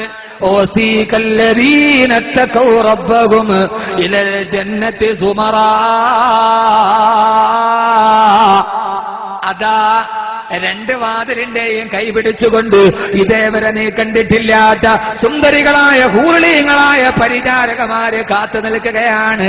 അവര് പറയും, ഉദ്ഖുലൂഹാ ബിസലാമിൻ ആമിനീൻ. അല്ലാഹുവിന്റെ സ്വർഗത്തിലേക്ക് കടന്നു വാ. കേൾക്കണോ ചെറുപ്പക്കാരെ, കേൾക്കണോ ചെറുപ്പക്കാരികളെ? ഈ ദുനിയാവിന്റെ ആർഭാടമല്ല, അല്ലാഹുവിന്റെ സ്വർഗത്തിന്റെ ആർഭാടം ആസ്വദിക്കാൻ, സ്വർഗത്തിന്റെ ആർഭാടം ആസ്വദിക്കാൻ ഇതിനു വേണ്ടിയല്ലയോ സ്വന്തം ഭാര്യയോടൊത്ത് മണിയറയുടെ ആദ്യത്തെ രാത്രിയിൽ കിടക്കുമ്പോ, സ്വന്തം ഭാര്യയുടെ ശരീരത്തിലേക്ക് കെട്ടിപ്പിടിച്ചു കിടക്കുമ്പോ, ആ സമയത്ത് ഉഹദിന്റെ രണാങ്കണത്തിൽ നിന്ന് സഹാബത്തിന്റെ വിളി കേട്ടിട്ട് സ്വന്തം ഭാര്യയോട് മണിയറയുടെ ആദ്യ രാത്രിയിൽ ഭാര്യയെ തട്ടിയെഴുന്നേൽപ്പിച്ചിട്ട് ഉടവാളവിടെ ഉടവാളവിടെ ഉടവാളവിടെ എന്ന് ചോദിച്ചിട്ട് മണിയറയുടെ ആദ്യ രാത്രിയിൽ ഊരിപ്പിടിച്ച വാളുമായി ഉഹദിന്റെ രണാങ്കണത്തിലേക്ക് ചാടിയിറങ്ങി അവസാനം 90ഓളം വെട്ടുകളുമായി ചിതറിത്തെറിച്ച ശരീരമായി ആ സ്വർഗത്തിന്റെ മണവാളനായി ഉഹദിന്റെ രണാങ്കണത്തിൽ മണിയറയുടെ ആദ്യ രാത്രിയിൽ 90 കഷണങ്ങളായി വെട്ടിമുറിക്കപ്പെട്ടു. സയ്യിദുനാ ഹല്ലലാ വയ്യഖ്തഉ റിജ്ലി ഫഇന്നീ മുസ്ലിമു വഅർജു ബിഹി ഐശൻ മിനല്ലാഹി ആലിയാ വഅർജു ബിഹി ഐശൻ മിനല്ലാഹി ആലിയാ. അള്ളാന്റെ സ്വർഗത്തിന്റെ വാസമല്ലേ, ഊരിപ്പെണ്ണുങ്ങളുടെ സാമീപ്യമല്ലേ, അള്ളാന്റെ സ്വർണ്ണനൂലുകൾ കൊണ്ട് നെയ്തുണ്ടാക്കപ്പെട്ട സ്വർഗക്കെട്ടിലെ സഹവാസമല്ലേ? ഓ പൊന്നു ചെറുപ്പക്കാരാ, ഈ ശപിക്കപ്പെട്ട നിഷ്ക്രിയത്വത്തിന്റെ ഇരുണ്ട തുരുത്തുകളിൽ നിന്ന് ചിന്താശേഷി പണയപ്പെടുത്തി വെച്ച് അന്ധവിശ്വാസത്തിന്റെ വിരാരാധനയുടെ വിളക്കുമാടത്തിലെ പള്ളി ഉറക്കം മാറ്റിവെച്ചിട്ട് അള്ളാഹുവിന്റെ ദീനിന് വേണ്ടി കടന്നുവാ, പടച്ചറപ്പിന്റെ ജീവിതത്തിലോട്ട് കടന്നുവാ. അള്ളാന്റെ സ്വർഗമല്ലേ മുമ്പിലുള്ളത്? ഹംദത്തുൽ കറാറിനെ പോലെ, അബ്ദുല്ലാഹിബ്നു ജമൂഹിനെ പോലെ, അബ്ദുല്ലാഹിബ്നു സൈദിനെ പോലെ. എന്റെ പ്രിയപ്പെട്ട സഹോദരങ്ങളെ, എന്തിനാ ഹംദത്തുൽ കറാർ, എന്തിനാ അബ്ദുല്ലാഹിബ്നു ജമൂഹ്? ഞാൻ നിങ്ങളുടെ മുമ്പിലുള്ള കഥയല്ലേ സാധാരണ പറയാറുള്ളത്. തിരൂരുകാരൻ ഷഹീദ് യാസറിനെ പോലെ. ആരാ തിരൂരുകാരൻ ഷഹീദ് യാസർ? 40 വയസ്സ് വരെ അമുസ്ലിമായിട്ട് ജീവിച്ചടാ. 40ാമത്തെ വയസ്സിൽ ഇസ്ലാമിലോട്ട് കടന്നു വന്നടാ. 2 വർഷം കഴിഞ്ഞിട്ട് 40ഓളം കുടുംബങ്ങളെ മുസ്ലിമാക്കിയ ഷഹീദ് യാസർ മുസ്ലിമായി, ഭാര്യ മുസ്ലിമായി, മക്കള് മുസ്ലിമായി. പതിരാ സമയത്ത് മക്കളുടെ കൈ പിടിച്ച് ഭാര്യയുടെ കൈ പിടിച്ചിട്ട് പതിരാ സമയത്ത് ചെറ്റക്കുടിലിൽ തഹജ്ജുദ് നിസ്കാരം നിർവഹിക്കുമ്പോ ആ സമയത്ത് അല്ലാഹുമ്മ ർസുഖ്നാ ശഹാദ, പടച്ച റബ്ബേ നിന്റെ ദീനിന് വേണ്ടി ഷഹീദാകണമെന്ന് ദുആ ചെയ്ത് അവസാനം ദുആ ചെയ്യുന്ന സമയത്ത് സ്വന്തം ഭാര്യ സുമയ്യ കയ്യിൽ പിടിച്ചിട്ട് നിങ്ങൾ അല്ലാഹുവിന്റെ മാർഗത്തിൽ ഷഹീദാകുന്നു, നിങ്ങൾ വെളിയിലേക്ക് ഇറങ്ങല്ലേ, എനിക്ക് വല്ലാത്ത പേടിയാ, കുറെ നാളുകളായിട്ട് ഞാൻ കുറെ ദുസ്വപ്നം കാണുകയാ, നിങ്ങൾ ആരൊക്കെയോ കൊല്ലുന്നതായി സ്വപ്നം കാണുകയാ, എന്നെ വിധവയാക്കല്ലേ, എന്റെ മക്കളെ യതീമാക്കല്ലേ എന്ന് പറയുന്ന സമയത്ത് സ്വന്തം ഭാര്യ സുമയ്യയുടെ കൈ പിടിച്ചിട്ട് മോളെ സുമയ്യ, അല്ലാഹുവിന്റെ മാർഗത്തിൽ ഷഹീദായ ഒരു ഷഹീദിന് 70 പേരെ നാളെ സ്വർഗത്തിലേക്ക് ശുപാർശ ചെയ്യാമല്ലോ. അല്ലാഹുവിന്റെ മാർഗത്തിൽ ഷഹീദായ 70 പേരെ ശുപാർശ ചെയ്യാനുള്ള എനിക്ക് അനുവാദം എന്താ? പൊന്നുമോളെ സുമയ്യ, ആദ്യം ഞാൻ ശുപാർശ ചെയ്യുന്നത് നിന്നെ ആയിരിക്കുമെന്ന് പറഞ്ഞ ഷഹീദ് യാസറിനെ എന്തേ തിരൂരുകാരൻ ഷഹീദ് യാസറിന് അറിയാത്തതെന്താ? സഹോദരങ്ങളെ, അവരൊക്കെ ദുനിയാവിനെ ആഗ്രഹിച്ചവരല്ല, അവരാരെന്നറിയോ? അവര് മരിക്കാൻ കൊതിച്ചവരാ. നമ്മളൊക്കെ ഈ ഭൂമിയിൽ ജീവിക്കാൻ കൊതിച്ചവരാ, നമ്മളൊക്കെ ഈ ദുനിയാവിൽ ജീവിക്കാൻ കൊതിച്ചവരാ. ഹയവാൻ സിന്ദഗി ഗുസർനെ കേ ലിയേ ആയാ, ഇൻസാൻ സിന്ദഗി ബനാനെ കേ ലിയേ ആയാ. മനുഷ്യൻ ജീവിതം സുഖിക്കാമെന്നു എന്ന് കരുതിപ്പോയി, നാളെ പരലോകത്തല്ലേ. അതുകൊണ്ട് ഇവിടുത്തെ റിയാലിറ്റി ഷോയിലെ പെണ്ണിനോട് വിട പറയണം, ഇവിടുത്തെ കള്ളിനോട് വിട പറയണം, ഇവിടുത്തെ ആഭാസത്തിനോട് വിട പറയണം. എന്നിട്ട് സ്വർഗത്തിൽ പോയി മുട്ടിയിട്ട് സുന്ദരി പെണ്ണിന്റെ കൈ പിടിച്ചിട്ട് സ്വർഗത്തിന്റെ ഉള്ളിലോട്ട് കടന്നു ചെല്ലണം. അല്ലാഹു തൗഫീഖ് നൽകുമാറാകട്ടെ, അല്ലാഹു തൗഫീഖ് നൽകുമാറാകട്ടെ. ആമീൻ പറയും മനുഷ്യന്മാര്. ഇത് ആമീൻ കൊണ്ടേ നടക്കൂ. സ്വർഗത്തിന്റെ വാതില് തുറക്കുമ്പോ ദാ 2 ഹൂർലിങ്ങൾ വരി. അതിനെന്ത് ചെയ്യണം? ഇവിടത്തെ പിടുത്തം ഇല്ലാതാക്കണം. സ്വർഗത്തിലെ ഹൂറിയെ പിടിക്കണമെങ്കിൽ ഇവിടത്തെ ഹൂറിയെ, സ്വർഗത്തിന്റെ ഹൂറിലെ കയ്യെ പിടിച്ചിട്ട് പോകണമെങ്കിൽ ഇവിടത്തെ ഹൂർലിങ്ങൾ എന്ത് ചെയ്യണം? ബസ്സിലൊക്കെ പോകുമ്പോ ബസ്സിൽ കയറി ഒരു കൗണ്ടറുണ്ടല്ല ഫുഡ്, അതില്ലാതാക്കുക. കോളേജിൽ പോണ പെണ്ണിനെ കണ്ണുകൊണ്ട് വ്യഭിചരിക്കുന്നത് ഇല്ലാതാക്കണം. എന്റെ പൊന്നുപെങ്ങളെ കല്യാണത്തിന്റെ മൈലാഞ്ചി കല്യാണത്തിന്റെ ആർഭാടത്തിന്റെ തിമിർത്തില്ലാതാക്കും. ഇവരെന്താ മൈലാഞ്ചി കല്യാണം? തലേ ദിവസത്തെ മൈലാഞ്ചി കല്യാണം വിവാഹച്ചന്തയിൽ മാത്സര്യ ബുദ്ധിയോടെ കോടികളെറിഞ്ഞ് പകട കളിക്കുന്ന സമുദായത്തിന്റെ ദുരാചാരം അതങ്ങട് ഇല്ലാതാക്കണം. എന്നാലോ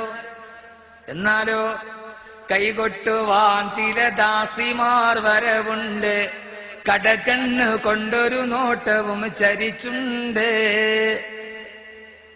നല്ല സുന്ദരികളായ പെൺകുട്ടികൾ അവരുടെ കയ്യിൽ പിടിച്ച് സ്വർഗത്തിലിരുന്ന അള്ളാഹുവിന്റെ മുമ്പിൽ അള്ളാഹുവിന്റെ സ്വർഗത്തിൽ ആസ്വദിക്കാമെന്ന് വിശുദ്ധ ഖുർആൻ. അള്ളാഹു നമ്മളെ അക്കൂട്ടത്തിൽ ഉൾപ്പെടുത്തി അനുഗ്രഹിക്കുമാറാകട്ടെ. അള്ളാഹു അക്കൂട്ടത്തിൽ ഉൾപ്പെടുത്തി അനുഗ്രഹിക്കുമാറാകട്ടെ. ആ സമയത്ത് സ്വർഗത്തിന്റെ സ്വർണ്ണക്കട്ടിൽ ഇങ്ങനെ ഇരിക്കുമ്പോ ഹൂർലീങ്ങളായ പെണ്ണുങ്ങൾ കയ്യിൽ ഇങ്ങനെ കോപ്പയുമായിട്ട് വരും. കള്ളു വേണോ, കള്ളു വേണോ, കള്ളു വേണോ, കള്ളു വേണോ. അള്ളാഹു സ്വർഗത്തിലിരുന്ന് കള്ളു കുടിക്കാൻ തൗഫീഖ് നൽകട്ടെ.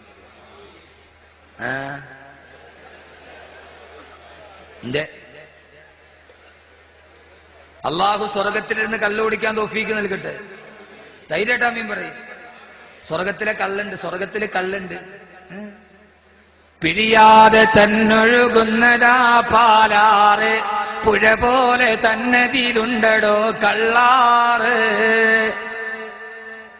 പിഴിയാതെ തന്നൊഴുകുന്നതാ പാലാറ്, പുഴ പോലെ തന്നതിലുണ്ടടോ കള്ളാറ്. നല്ല സുന്ദരമായ കള്ളിന്റെ പുഴ. സ്വർഗത്തിലെ കള്ളുണ്ട്. സ്വർഗത്തിലെ കള്ളിന്റെ പേരെന്താ? ഇവിടെ കിട്ടുന്ന സാധനത്തിന് അതിന്റെ കുപ്പിമേലൊരു പേരുണ്ടാവൂല്ലോ, ഇല്ലേ? പാവങ്ങൾ സാധുക്കളൊന്നും അറിഞ്ഞൂടാ, കഷ്ടം. ആ ഇരിക്കണ ഇരിപ്പ് നോക്ക്, അവരങ്ങനെ ഒരു സാധനം കണ്ടിട്ടേ ഇല്ല.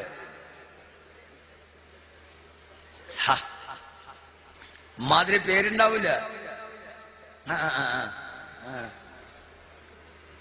എന്റെ പ്രിയപ്പെട്ട നമ്മൾ ആളും എടുക്കന്മാരല്ലേ. റബ്ബർ തോട്ടത്തിൽ ഇരുന്ന് കള്ളു കുടിച്ചുകൊണ്ടിരിക്കുക ഒരുത്തൻ. അപ്പൊ ഒരുത്തൻ ഇറച്ചി കൊണ്ടുവന്ന് കൊടുത്തു. അപ്പൊ ചോദിക്കും, ഇത് അറുത്തതാണോ കൊന്നതാണോ? അർത്ഥമാണെങ്കിൽ അതില്ല, വേണ്ട. ബിസ്മി പറഞ്ഞ അറക്കാത്താണോ? വേണ്ട. യുസ്കൗന മിർ റഹീഖിൻ മഖ്തൂം ഖിതാമുഹു മിസ്ക് വഫീ ദാലിക വൽ യതനാഫസുൽ മുതനാഫിസൂൻ. അല്ലാഹുവിന്റെ ഖുർആൻ പറഞ്ഞു യുസ്കൗന മിർ റഹീഖിൻ മഖ്തൂം. പൊന്നു ചെറുപ്പക്കാരാ, നാളെ സ്വർഗത്തിലൊരു കല്ലുണ്ട്. ആ കല്ലിന്റെ പേരാണ് റഹീഖ്. സ്വർഗത്തിലെ കല്ലിന്റെ പേരാണ് റഹീഖ് എന്ന് പറഞ്ഞാൽ അൽ ഖംറു സാഫിയ. കലർപ്പില്ലാത്ത കണ്ണ്, മളിച്ചന്റെ കണ്ണുമാരിയല്ല, കുടിച്ച കണ്ണൊന്നും പോവില്ല. സുന്ദരമായ കല്ല്. ഖിതാമുഹു മിസ്ക്.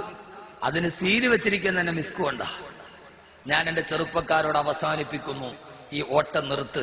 വഫീ ദാലിക ഫല്യതനാഫസിൽ മുത്തനാഫിസൂൻ. ആണത്തമുള്ളവൻ സ്വർഗത്തിനെ കല്ലിന് വേണ്ടി മത്സരിക്കട്ടെ. ഖുർആന്റെ വെല്ലുവിളിയാണ്. ഖുർആനെ തുടങ്ങി ഖുർആൻ അവസാനിക്കുന്നു, ഖുർആൻ ലൈവാകും. വഫീ ദാലിക ഫല്യതനാഫസിൽ മുത്തനാഫിസൂൻ. ആണത്തമുള്ള ആരെങ്കിലും ഉണ്ടെങ്കിൽ അള്ളാഹുവിന്റെ സ്വർഗത്തിലെ കല്ല് കുടിക്കാൻ മത്സരിക്കട്ടെ. ഈ ദുനിയാവിന്റെ ആഭാസത്തിനോട് വിട പറയട്ടെ എന്ന അള്ളാഹുവിന്റെ വിശുദ്ധമായ ഖുർആന്റെ വചനം. എന്റെ പ്രിയപ്പെട്ട സഹോദരങ്ങളെ, ആ വചനത്തിലൂടെ ലോകത്തു നിന്ന് വിട പറഞ്ഞു പോകാൻ, ആ ലോകത്തു നിന്ന് വിട പറഞ്ഞു പോകാൻ, ഇവിടെ നിന്ന് വിട പറയുമ്പോൾ നമ്മുടെ ജീവിതത്തിൽ സ്വന്തമായി എന്തെങ്കിലുമൊക്കെ സമ്പാദിച്ചു വെക്കാൻ. എന്റെ ഒരു കൂട്ടുകാരനുണ്ട്, അദ്ദേഹത്തിന്റെ ഭാര്യ മരിച്ചു. 12 വയസ്സുകാരനായ മകൻ ഹാഫിളാണ്. ആ പ്രിയപ്പെട്ട പെങ്ങളുടെ മയ്യത്ത് നിസ്കാരത്തിൽ പങ്കെടുക്കാൻ എത്രയോ ആലിമീങ്ങൾ, എത്രയോ പണ്ഡിതന്മാർ. സഹോദരങ്ങളെ, ആ പ്രിയപ്പെട്ട ചെറുപ്പക്കാരിയുടെ മയ്യത്ത് നിസ്കാരം കഴിഞ്ഞു. 12 വയസ്സുള്ള പൊന്നുമോന് കബറിന്റെ ചാരത്തിരുന്ന് പൊട്ടിക്കരയാൻ തുടങ്ങി. അവസാനം അവൻ കരഞ്ഞ് തളർന്ന് എല്ലാവരും കബറിൽ നിന്ന് അവസാനത്തെ പിടിമണ്ണ് മാറി എറിഞ്ഞിറങ്ങുമ്പോ ആ പൊന്നുമോനതാ നേരെ പള്ളിയുടെ അടുക്കലോട്ട് ചെന്ന് വുളുവെടുത്തു. പള്ളിക്കകത്തോട്ട് കയറി വിശുദ്ധമായ ഖുർആൻ എടുത്തിട്ട് ഓതാൻ തുടങ്ങി. അലിഫ് ലാം മീം ദാലികൽ കിതാബു ലാ റൈബ ഫീഹി ഹുദൽ ലിൽ മുത്തഖീൻ. ആയത്തങ്ങൾ ഓതാൻ തുടങ്ങി. എല്ലാവരും അത്ഭുതത്തോടെ ഇതെന്താന്ന് നോക്കി നിൽക്കുമ്പോ 25 മിനിറ്റ് കഴിഞ്ഞ 12 വയസ്സായ ഹാഫിളായ അള്ളാഹുവിന്റെ ഖുർആൻ മുഴുവൻ മനഃപ്പാടമാക്കിയ പൊന്നുമോന് വെളിയിലേക്ക് ഇറങ്ങി. ഉമ്മാന്റെ കബറിന്റെ ചാരത്ത് വന്നിട്ട് പൊട്ടിക്കരഞ്ഞങ്ങട് ദുആ ചെയ്യാൻ തുടങ്ങി. പൊന്നുമോന്റെ കരച്ചിൽ ചുറ്റും കൂടി നിന്നവരെ കണ്ണുനീരണിയിക്കുമ്പോ ഓടിച്ചെന്ന പൊന്നുമോനെ കെട്ടിപ്പിടിച്ചടുത്തേക്ക് നിന്ന് പൊന്നുമോനെ കരയുന്നതെന്തിനാ? നിന്റെ ഉമ്മ സ്വർഗത്തിന്റെ അവകാശിയല്ലേ? അള്ളാന്റെ ഖുർആൻ മനഃപ്പാടമാക്കിയ ഹാഫിളല്ലേ നീ? 40 പേരൊരു ഹാഫിളിന് നാളെ സ്വർഗത്തിലേക്ക് ശുപാർശ ചെയ്യാമല്ലോ. അപ്പൊ നിന്റെ ഉമ്മയെ നിനക്ക് ശുപാർശ ചെയ്യാമല്ലോ പൊന്നുമോനെ. ആ സമയത്ത് പറഞ്ഞു, ഉസ്താദേ കരയുന്നതെന്തെന്നറിയോ? ഉസ്താദേ, കഴിഞ്ഞതിന്റെ 2 വർഷം മുമ്പ് നിങ്ങൾ ഞങ്ങളുടെ ഈ മഹല്ലിൽ വാതിന് വരുമ്പോ നിങ്ങൾ ചോദിക്കുന്നത് പോലെ 6666 രൂപ ഖുർആനിലെ ആയത്തിന്റെ എണ്ണത്തിന് തുല്യമായി സദക്ക ചോദിച്ചപ്പോ മദ്രസ മുഅല്ലിമായ എന്റെ ഉപ്പയാണ് എഴുന്നേറ്റ് നിന്ന് പറഞ്ഞത്, എന്റെ പൊന്നുമോൻ ഹാഫിളാവാൻ 6666 ആയത്ത് കാണാതെ പഠിക്കാൻ ഞാനത് നേർച്ചയാക്കുന്നെന്ന് എന്റെ ഉമ്മയാണ് കയ്യിൽ കിടന്ന മോതിരമൂരി ഉസ്താദിന്റെ കയ്യിൽ മദ്രസയ്ക്ക് വേണ്ടി തന്നത്. എന്റെ ഉമ്മ പനി പിടിച്ച് ഉസ്താദേ മരണശയ്യയിൽ കിടക്കുമ്പോ 3 ദിവസം മുമ്പ് ഞാൻ ഹാഫിളായി 6666 ആയത്തിന്റെ നെഞ്ചിൽ കൊത്തിവെച്ച് ഞാൻ വരുമ്പോ മരണക്കിടക്കയിൽ കിടന്നിട്ട് എന്റെ ഉമ്മ എന്നോട് പറഞ്ഞതാണ്, പൊന്നുമോനെ നീ ഉമ്മാനെ സ്വർഗത്തിന്റെ അവകാശിയാക്കിയല്ലോ എന്ന്. നീ ഉമ്മാക്ക് നാളെ സ്വർഗ കിരീടം തലയിൽ വെച്ച് തരുമല്ലോ എന്ന്. ആ ഉമ്മയാണ് മണ്ണിന്റെ അടിയിൽ കിടക്കുന്നത്. ഉസ്താദെ, ആര് മറന്നാലും എനിക്ക് മറക്കാൻ കഴിയില്ല. എന്റെ ഉമ്മക്ക് വേണ്ടി പള്ളിയിലിരുന്ന് ഞാൻ ഒരു ജുസു ഖുർആൻ ഓതി. ആ ഓതിയ ഖുർആൻ എന്റെ ഉമ്മയുടെ കബറിലേക്ക് ഹദിയ ചെയ്ത് ദുആ ചെയ്യാമെന്നതാന്ന് പറഞ്ഞു 12 വയസ്സുള്ള ഹാഫിളായ പൊന്നുമോൻ. സഹോദരങ്ങളെ, ഇതൊരു പറച്ചിൽ മാത്രമല്ല. ഞാൻ എന്റെ ഏതോ ഒരു കാസറ്റിൽ ഈ സംഭവം പറയുന്നുണ്ട്. കഴിഞ്ഞ വെള്ളിയാഴ്ച രാവിലെ 6:30 മണിയായി. ഞാൻ പകല് കഴിഞ്ഞ് വന്ന് ഉറക്കമെഴുന്നേറ്റ് സുബഹി നിസ്കരിച്ചൊരല്പനേരം ഒന്ന് മയങ്ങി. രാവിലെ ജുമാ നമസ്കാരത്തിന് തിരുവനന്തപുരം സെൻട്രൽ ജുമാ മസ്ജിദിലെത്തണം. തിടുക്കത്തിൽ നിൽക്കുമ്പോഴാണ് എന്റെ വീട്ടുമുറ്റത്തൊരു സഹോദരൻ വന്നത്, കോഴിക്കോട് നിന്ന്. എന്നെ വന്ന് കണ്ട് സംസാരിച്ച് കോഴിക്കോട് ഒരു വലിയ മുതലാളി. ഉസ്താദെ, എന്താ വന്നതെന്ന് ചോദിക്കുമ്പോ, ഉസ്താദെ നിങ്ങളുടെ ഈ പറഞ്ഞ 12 വയസ്സുള്ള ഹാഫിളായ മോന്റെ സംഭവം ഞാനും എന്റെ ഭാര്യയും ബെഡ്റൂമിൽ നിന്ന് കിടക്കുമ്പോഴാണ് ഈ സംഭവം കേട്ടത്. അത് കേട്ട എന്റെ ഭാര്യ പൊട്ടിക്കരഞ്ഞിട്ട് എന്നോട് പറഞ്ഞു, എന്റെ സമ്പത്തിന്റെ പകുതി തരാം, നിങ്ങളുടെ സമ്പത്തിന്റെ പകുതിയും എടുക്ക്. നമുക്ക് നമ്മുടെ നാട്ടിലൊരു ഹിഫ്ദുൽ ഖുർആന്റെ കോളേജ് തുടങ്ങാം, കുറെ കുട്ടികളെ ഹാഫിളാവട്ടെ. ഉസ്താദേ, ഞാനത് തീരുമാനിച്ചു. എന്റെ സ്വന്തം ചെലവിലൊരു കെട്ടിടം പണിത് അതിന്റെ മുഴുവൻ കുട്ടികളുടെയും ഹാഫിളീങ്ങളുടെയും ചെലവെന്റെ സ്വന്തം ചെലവിൽ നടത്തിയിട്ട് എനിക്കൊരു ഹിഫ്ദുൽ ഖുർആൻ തുടങ്ങണം. അതിന് ഉസ്താദ് എന്താണെങ്കിലും ചെയ്തു തരണമെന്ന് പറഞ്ഞ് കോഴിക്കോട് നിന്ന് കാറിൽ സഞ്ചരിച്ചൊരു മനുഷ്യരന്റെ അടുക്കൽ വന്നു. അയാൾ കോടീശ്വരനാണ്, ഒന്നുമില്ലാഞ്ഞിട്ടല്ല. അദ്ദേഹം പറഞ്ഞു, ആദ്യമായിട്ടാണ് ഇത്രയും ദീർഘം ഞാൻ കാറിൽ യാത്ര ചെയ്യുന്ന, ഫ്ലൈറ്റിലാ തയ്യാറ്. എന്താ വന്നതെന്നറിയോ? ആഖിറത്തിന് വേണ്ടിയാണ്. എന്തിനു ഞാൻ വന്നു എന്ന് ചോദിച്ചപ്പോ അദ്ദേഹം പറഞ്ഞു, ഉസ്താദേ, ആഖിറത്തിന് വേണ്ടിയാണ്. ഞാൻ എന്റെ പ്രിയപ്പെട്ട സദസ്സിനോട്, അഹമ്മദ് കബീർ ബാക്കവി 15 വർഷമായി പ്രഭാഷണ രംഗത്തുണ്ട്. ഇങ്ങോട്ട് വന്നത് അടുത്ത കാലത്താണെന്ന് മാത്രം. 35,000-ഓളം ആളുകൾ വിശുദ്ധമായ ഖുർആന്റെ ആയത്ത് 6666 ആയത്താണെന്ന് ഇമാം സാവി റളിയല്ലാഹു അൻഹു രേഖപ്പെടുത്തിയിട്ടുണ്ട്. എന്റെ ബഹുമാനപ്പെട്ട ശൈഖിന്റെ നിർദ്ദേശം പോലെ 6666 രൂപ എല്ലാ സദസ്സിലും നേർച്ചയാക്കി എത്രയെത്രയോ സഹോദരങ്ങളാണ് നമ്മുടെ മക്കൾ 6666 ആയത്തുകൾ കാണാതെ പഠിച്ച ഹാഫിളാവട്ടെ. ഉമ്മയും ഉപ്പയും മരിക്കുമ്പോ ഖുർആൻ ഓതിയിട്ട് മയ്യത്ത് ചുമക്കട്ടെ. മരിച്ചു കിടന്ന അതിന്റെ ചാരത്ത് വന്നിങ്ങനെ പൊട്ടിക്കരഞ്ഞു ദുആ ചെയ്യുന്ന മക്കളാക്കി തരണേ തമ്പുരാനെ, ആക്കി തരണേ തമ്പുരാനെ. അള്ളാഹു നമ്മുടെ മങ്ങളെ അങ്ങനെ ആക്കി തരുമാറാകട്ടെ. ക്യാൻസർ വന്നിട്ട് സഹോദരങ്ങളെ, കഴിഞ്ഞ ആഴ്ച മലപ്പുറം കരിങ്കല്ലത്താണിയിൽ അതിന് പോകുമ്പോ ഉസ്താദേ, മക്കളില്ലാഞ്ഞിട്ട് 17 വർഷമായി മക്കളില്ല, നിയ്യത്ത് ചെയ്തതാണ്. നിയ്യത്ത് ചെയ്ത ഉടനെ അള്ള കൊടുത്തത് ഇരട്ട കുഞ്ഞുങ്ങളെയാണ്. എത്രയോ സഹോദരങ്ങൾ മാരകമായ രോഗങ്ങൾ മാറിയവർ.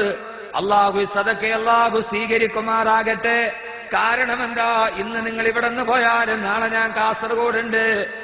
ഏത് സദസ്സിൽ അഹമ്മദ് കബീർ വഅദ് പറഞ്ഞാലും ഈ സദസ്സിൽ 6666 രൂപ വാഗ്ദാനം ചെയ്യുന്നവർ, നേർച്ചയാക്കുന്നവർ, ഒരു സ്വർണ്ണാഭരണം നൽകുന്നവർ എല്ലാ സദസ്സിലും ദുആ ചെയ്യും. എത്രയോ 10,000-ങ്ങളാണ് ആമീൻ പറയുന്നത്. ഇത്രയും വലിയൊരു മഹാഭാഗ്യമുണ്ടോ? അതുകൊണ്ടാണ് എത്ര ആളുകൾ 1.5 വയസ്സുള്ള കുഞ്ഞിന് ട്യൂമർ വന്നിട്ട് ഉസ്താദേ RCCയിൽ പോവുകയാണ്, എന്റെ കുഞ്ഞിന്റെ സർവ്വരോഗങ്ങളെ ശിഫയാകണമെന്ന് പറഞ്ഞുപോയി. സഹോദരങ്ങളെ, അല്ലാഹു സുബ്ഹാനഹു വ തആല ആ സഹോദരൻ പിന്നീട് വന്നത് സന്തോഷവാർത്തയായിട്ടാണ്. ഡോക്ടർ പറഞ്ഞു, ഇതെന്തോ ഒരത്ഭുതമാണ്, ഇത് ഡിവൈൻ ഹാൻഡ്, ഒരു ദൈവിക സ്പർശനം പോലെ. അല്ലാഹു സ്വീകരിക്കുമാറാകട്ടെ. ഇൻഷാ അല്ലാഹ് ഈ സദസ്സിൽ നിന്ന് ഇവിടുത്തെ മദ്രസയുടെ നിർമ്മാണത്തിന് വേണ്ടിയാണ്, പുനർനിർമ്മാണത്തിന്, ഏറ്റവും ഖൈറായ ഒരു കാര്യത്തിന് ഇൻഷാ അല്ലാഹ് ഉസ്താദേ, എന്റെ മനസ്സിലൊരു വലിയ ആഗ്രഹമുണ്ട്. അത് മനസ്സിൽ മുന്നെത്തിയിട്ട് 6666 രൂപ ഖുർആന്റെ ആയത്തിന് തുല്യമായി ഈ സദസ്സിൽ വെച്ച് വാഗ്ദാനം ചെയ്യും. പിന്നീട് സംഘാടകരെ കയ്യിലെത്തിച്ചാൽ മതി. ഇൻഷാ അല്ലാഹ് അല്ലാഹു കബൂലാക്കുമാറാകട്ടെ. എടപ്പാളിൽ നിന്ന് നമ്മൾ തുടങ്ങി ഈ ബന്ധത്തിന്റെ പൂർത്തീകരണം പോലെ എവിടെ ദുആ ചെയ്താലും ഒരാമീൻ പറയാണ്. അല്ലാഹുവേ നീ കബൂലാക്കണേ തമ്പുരാനെ, അല്ലാഹുവേ നീ കബൂലാക്കണേ തമ്പുരാനെ. ഇൻഷാ അല്ലാഹ് ഒന്ന് 6666 കൈമുക്കിക്കോളി. ഇൻഷാ അല്ലാഹ് ഈ സദസ്സിൽ തഖബ്ബൽ അല്ലാഹു സ്വീകരിക്കട്ടെ. ഖുലൂ തക്ബീർ. ആ സഹോദര മനസ്സിലേതാഗ്രഹമാണോ കബൂലാക്കണേ അല്ലാ. മരിക്കുന്നത് വരെ കീറി മുറിക്കപ്പെടുന്ന രോഗത്തിൽ നിന്ന് അല്ലാഹുവേ ആ സഹോദരനെ നീ കാക്കണേ അല്ലാ. വിശുദ്ധമായ ഖുർആന്റെ ആയത്തിന്റെ എണ്ണത്തിന് തുല്യമായി ഈ മഹാസദസ്സിൽ പറയുമ്പോ അല്ലാഹുവേ അല്ലാഹുവേ വൃഥാവിരാക്കല്ല തമ്പുരാനെ. ക്യാൻസർ വന്നിട്ട് പുടുത്തു ചീഞ്ചലം വെളിയിലോട്ട് പോയതുപോലും ഈ സദക്കയുടെ ബറക്കത്ത് കൊണ്ട് അത്ഭുതകരമായി നീ ശിവ നൽകിയിട്ടുണ്ട്. അത്ഭുതങ്ങൾ കാണിച്ച തമ്പുരാനെ അല്ലാഹുവേ നീ പൂർണ്ണ ആയുരാരോഗ്യ സൗഖ്യം നൽകി ആ മനുഷ്യന്റെ ജീവിതത്തിൽ 6666 ആയത്തുകൾ കാണാതെ പഠിച്ച ഉപ്പയുടെ ഉമ്മയുടെ കൈപിടിച്ച് സ്വർഗത്തിലേക്ക് പോകുന്ന സാലിഹീങ്ങളായ സന്താനങ്ങളെ കൊടുക്കണേ അല്ലാ. ബാക്കി സയ്യിദനാ മുഹമ്മദ് വാലിസ്വീജുമായി ഒന്ന് കൈപൊക്കി 6666 രൂപ. ഒരു സഹോദരിയാ. അള്ളാഹു കബൂലാക്കട്ടെ. കൂലൂ തക്ബീർ, കൂലൂ തക്ബീർ, കൂലൂ തക്ബീർ. ഇൻഷാ അല്ലാഹ് ഇതൊരു അത്ഭുതമാണ്, ഞാൻ വെറുതെ പറയുന്നതല്ല. 30,000-ലധികം ആളുകൾ അന്വേഷിച്ചാൽ അനുഭവസ്ഥർ ഇവിടെ തന്നെ, അനുഭവസ്ഥർ ഈ സദസ്സിൽ തന്നെയുണ്ട്. അള്ളാഹു സ്വീകരിക്കുമാറാകട്ടെ. ആ സഹോദരിയുടെ ഹലാലായ മുറാദുകൾ അള്ളാഹുവേ നീ സ്വീകരിക്കണേ തമ്പുരാനെ. ഇത് പറയുമ്പോൾ മനസ്സിലേത് ആഗ്രഹമാണോ അത് നീ കബൂലാക്കണേ അല്ലാ. അവരുടെ മക്കളെ നീ സാലിഹീങ്ങളായി സൽസ്വഭാവികളാക്കി കൊടുക്കണേ തമ്പുരാനെ. ഉമ്മാക്ക് കൺകുളിർമേകുന്ന മക്കളാക്കണേ അല്ലാ. എന്തെങ്കിലും രോഗങ്ങളുണ്ടെങ്കിൽ ശിഫയാക്കണേ തമ്പുരാനെ. കടബാധ്യതകളുണ്ടെങ്കിൽ നീട്ടിമാറ്റി കൊടുക്കണേ അല്ലാഹുവേ. മരിക്കുന്നത് വരെ കീറി മുറിക്കപ്പെടുന്ന രോഗത്തിൽ നിന്ന് അല്ലാഹുവേ നീ കാക്കണേ അല്ലാ. അപകട മരണങ്ങളിൽ നിന്ന് കാക്കണേ തമ്പുരാനെ. വേറെ സഹോദരൻ 10,000 രൂപ സംഭാവന, കുട്ടിയുടെ കിഡ്നിയുടെ വീക്കം മാറുന്നവന് ദുആ ചെയ്യാൻ. ഒരു 3 സ്വലാത്തിൽ ഉറക്കം. അല്ലാഹുമ്മ സല്ലി അലാ മുഹമ്മദ് വൽ ആലി അഹ്ലിൽ ബൈത്തി സല്ലിം. അല്ലാഹുവേ എന്ത് ചോദിക്കണമെന്നറിയില്ല, എന്ത് പറയണമെന്നറിയില്ല. കേട്ട മാത്രയിൽ തന്റെ കയ്യിൽ എന്തോ ആവശ്യത്തിന് വേണ്ടിയിരുന്നതായിരിക്കാം. ഈ സദസ്സിലേക്ക് കൊണ്ടുവന്ന് ഈ കയ്യിൽ തന്ന സഹോദരൻ ആ കൈ നീ മരിക്കുന്നത് വരെ മറ്റാരാളുടെ കയ്യിൽ നീട്ടാൻ ഇടവരുത്തല്ലേ അല്ലാ.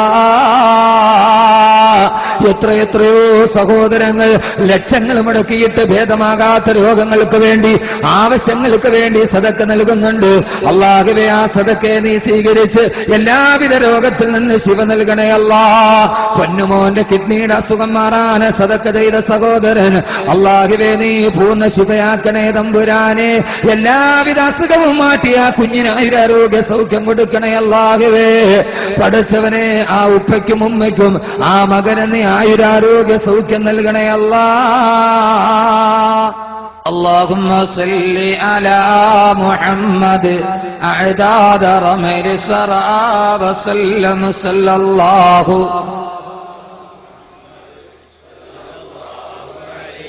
لما على غدنا محمد خير الرسل طه المكرم صلى الله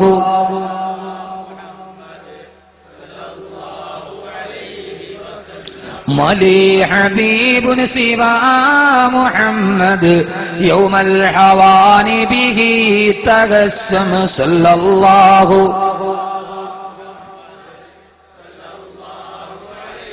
على السماء سماء محمد جبريل قال له تقدم صلى الله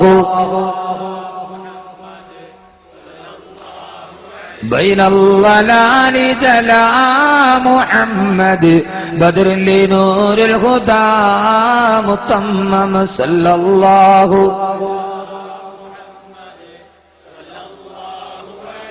ميلاد سيدنا محمد أم القرى بلد معظم صلى الله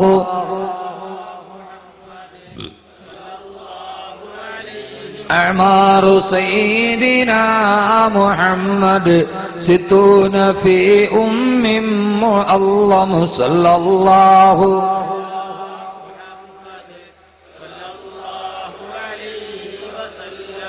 അല്ലാഹു സുബ്ഹാനഹു വ തആല നാം ചൊല്ലിയ സ്വലാത്തിനെ ആദരവായി റസൂലുള്ളാഹി സ്വല്ലല്ലാഹു അലൈഹി വസല്ലം ഇതിരെ ഹദറത്തിലെത്തിക്കുമാറാകട്ടെ. ഒരു സഹോദരൻ ബ്ലഡ് ക്യാൻസറായി കിടക്കുന്നുണ്ട്. അല്ലാഹു പൂർണ്ണ ശിഫ നൽകുമാറാകട്ടെ. അല്ലാഹു എല്ലാ രോഗവും മാറ്റി കൊടുക്കുമാറാകട്ടെ. അതോടൊപ്പം തന്നെ ആൺകുട്ടികളുടെ കല്യാണം ശരിയാവേണ്ട ഒരു അരപ്പവന്റെ മോതിര സംഭാവന അല്ലാഹു സാലിഹത്തായ ഭാര്യമാരെ നൽകി അനുഗ്രഹിക്കട്ടെ. അവരെ സ്വഭാവം അല്ലാഹു നന്നാക്കി കൊടുക്കുന്നുണ്ടാവും. 2 ദിവസം മുമ്പ് ആക്സിഡന്റിൽ സ്ത്രീ മരണപ്പെട്ടു പോയി. എല്ലാവർക്കും വേണ്ടി ഇൻഷാ അല്ലാഹ് ദുആ ചെയ്യണം. അതോടൊപ്പം തന്നെ ഇതിന്റെ സംഘാടകരായ ചെറുപ്പക്കാർ ധാരാളം വലിയ ആവേശത്തിലാണ്. അള്ളാഹു ആവേശമൊക്കെ നിലനിർത്തി കൊടുക്കുമാറാകട്ടെ. റബ്ബ് സുബ്ഹാനഹു വ തആല അവർക്ക് ഖൈറും ബറക്കത്തും നൽകി അനുഗ്രഹിക്കുമാറാകട്ടെ. അൽഹംദുലില്ലാഹി അൽഹംദുലില്ലാഹി റബ്ബിൽ ആലമീൻ. അല്ലാഹുമ്മ സ്വല്ലി അലാ സയ്യിദിനാ മുഹമ്മദിൻ വഅലാ ആലി സയ്യിദിനാ വമൗലാനാ മുഹമ്മദ്. ربنا ظلمنا أنفسنا وإن لم تغفر لنا وترحمنا لنكونن من الخاسرين. ربنا ظلمنا أنفسنا ظلما كثيرا كبيرا لا يغفر الذنوب إلا أنت فاغفر لنا مغفرة من عندك وارحمنا إنك أنت الغفور الرحيم. അർഹമ റഹീമായ അല്ലാഹുവേ, പരമദയാലുവായ തമ്പുരാനെ, അല്ലാഹുവേ, ഞങ്ങളുടെ പാപങ്ങളെല്ലാം നീ പുറത്തു മാപ്പാക്കണേ അല്ലാ. ഭാവി ജീവിതം പാപരഹിതമാക്കണേ തമ്പുരാനെ. പൈശാചിക ദുർബോധനത്തിൽ ഞങ്ങൾ ആരെയും നീ പെടുത്തല്ലേ അല്ലാ. പടച്ചവനെ, ഞങ്ങൾ നിന്നും മരണപ്പെട്ടു പോയവരുടെ കബറിടം നീ വിശാലമാക്കണേ തമ്പുരാനെ. അല്ലാഹുവേ, മാരകമായ രോഗങ്ങൾ കൊണ്ട് കഷ്ടപ്പെടുന്നവർ, ബ്രെയിൻ ട്യൂമർ, ബ്ലഡ് ക്യാൻസർ ഒക്കെ പിടിച്ച് കഷ്ടപ്പെടുന്ന ധാരാളം പേരുടെ കാര്യങ്ങൾ ഇവിടെ പറയപ്പെട്ടു. അതെല്ലാം നീ പൂർണ്ണ ശിഫയാക്കണേ അല്ലാ. പടച്ചവനെ, ഞങ്ങളിൽ ആരെയും നീ ഒരു മാരക രോഗത്തിന്റെ അടിമകളാക്കല്ലേ തമ്പുരാനെ. അല്ലാഹുവേ, ശരീരം മുഴുവനും കറുത്ത് കരിവാളിച്ച് തലമുടി മുഴുവനും കൊഴിഞ്ഞു മാറി വേദന തലതിന്ന് കരിയുന്ന മാരകമായ ക്യാൻസറിന്റെ അടിമകളാക്കല്ലേ അല്ലാ. പടച്ചവനെ, നിന്റെ പരീക്ഷണം ഞങ്ങൾക്ക് നൽകല്ലേ റബ്ബേ. അല്ലാഹുവേ, നിന്റെ പരീക്ഷണം ഏറ്റുവാങ്ങാൻ ഞങ്ങൾക്ക് യാതൊരുവിധ കഴിവുമില്ല തമ്പുരാനെ. അല്ലാഹുവേ, ഞങ്ങൾ സാധുക്കളാണ് അല്ലാഹുവേ, ഞങ്ങൾ പാവങ്ങളാണ് അല്ലാഹുവേ. ഞങ്ങളുടെ എല്ലാ പ്രയാസങ്ങളും നീ മാറ്റിത്തരണേ തമ്പുരാനെ. കടബാധ്യതകൾ കൊണ്ട് ബുദ്ധിമുട്ടുന്നവർ നീ കടബാധ്യത ഒഴിവാക്കി കൊടുക്കണേ അല്ലാഹുവേ. കടബാധ്യത കാരണത്താൽ വല്ലാതെ മാനസികമായി ബുദ്ധിമുട്ടുന്ന ധാരാളം സഹോദരങ്ങളുണ്ട്. അതെല്ലാം നീ മാറാനുള്ള വഴി തുറന്നു കൊടുക്കണേ അല്ലാ, തുറന്നു കൊടുക്കണേ അല്ലാ. കടക്കാരനായി ഞങ്ങൾ ആരെയും നീ മരിപ്പിക്കല്ലേ തമ്പുരാനെ. അല്ലാഹുവേ, ആമീൻ പറയുന്ന സഹോദരങ്ങൾ കച്ചവടക്കാരുണ്ട്, കച്ചവടത്തിൽ ബറക്കത്ത് നൽകണേ അല്ലാ. കഷ്ടനഷ്ടങ്ങളിൽ നിന്ന് കാക്കണേ അല്ലാ. കൂലിപ്പണിക്കാരുണ്ട്, ഫുട്പാത്തിൽ കച്ചവടം നടത്തുന്നവരുണ്ട്. അല്ലാഹുവേ, അവർക്കൊക്കെ നീ ആയുരാരോഗ്യ സൗഖ്യം നൽകണേ അല്ലാ. പടച്ചവനെ, ജോലിയില്ലാതെ കഷ്ടപ്പെടുന്നവരുണ്ട്, നല്ല ജോലി കൊടുക്കണേ തമ്പുരാനെ. അല്ലാഹുവേ, യുവാക്കളുണ്ട്, ദീനിൽ നീ ഉറപ്പിച്ചു നിർത്തണേ അല്ലാ. പടച്ചവനെ, അല്ലാഹുവേ, തെറ്റുകളിലേക്ക് നീ വഴുതി വീഴിപ്പിക്കല്ലേ തമ്പുരാനെ. ഞങ്ങളുടെ യുവാക്കളെ നീ ഇസ്ലാമിന്റെ ധീരയോദ്ധാക്കളാക്കണേ.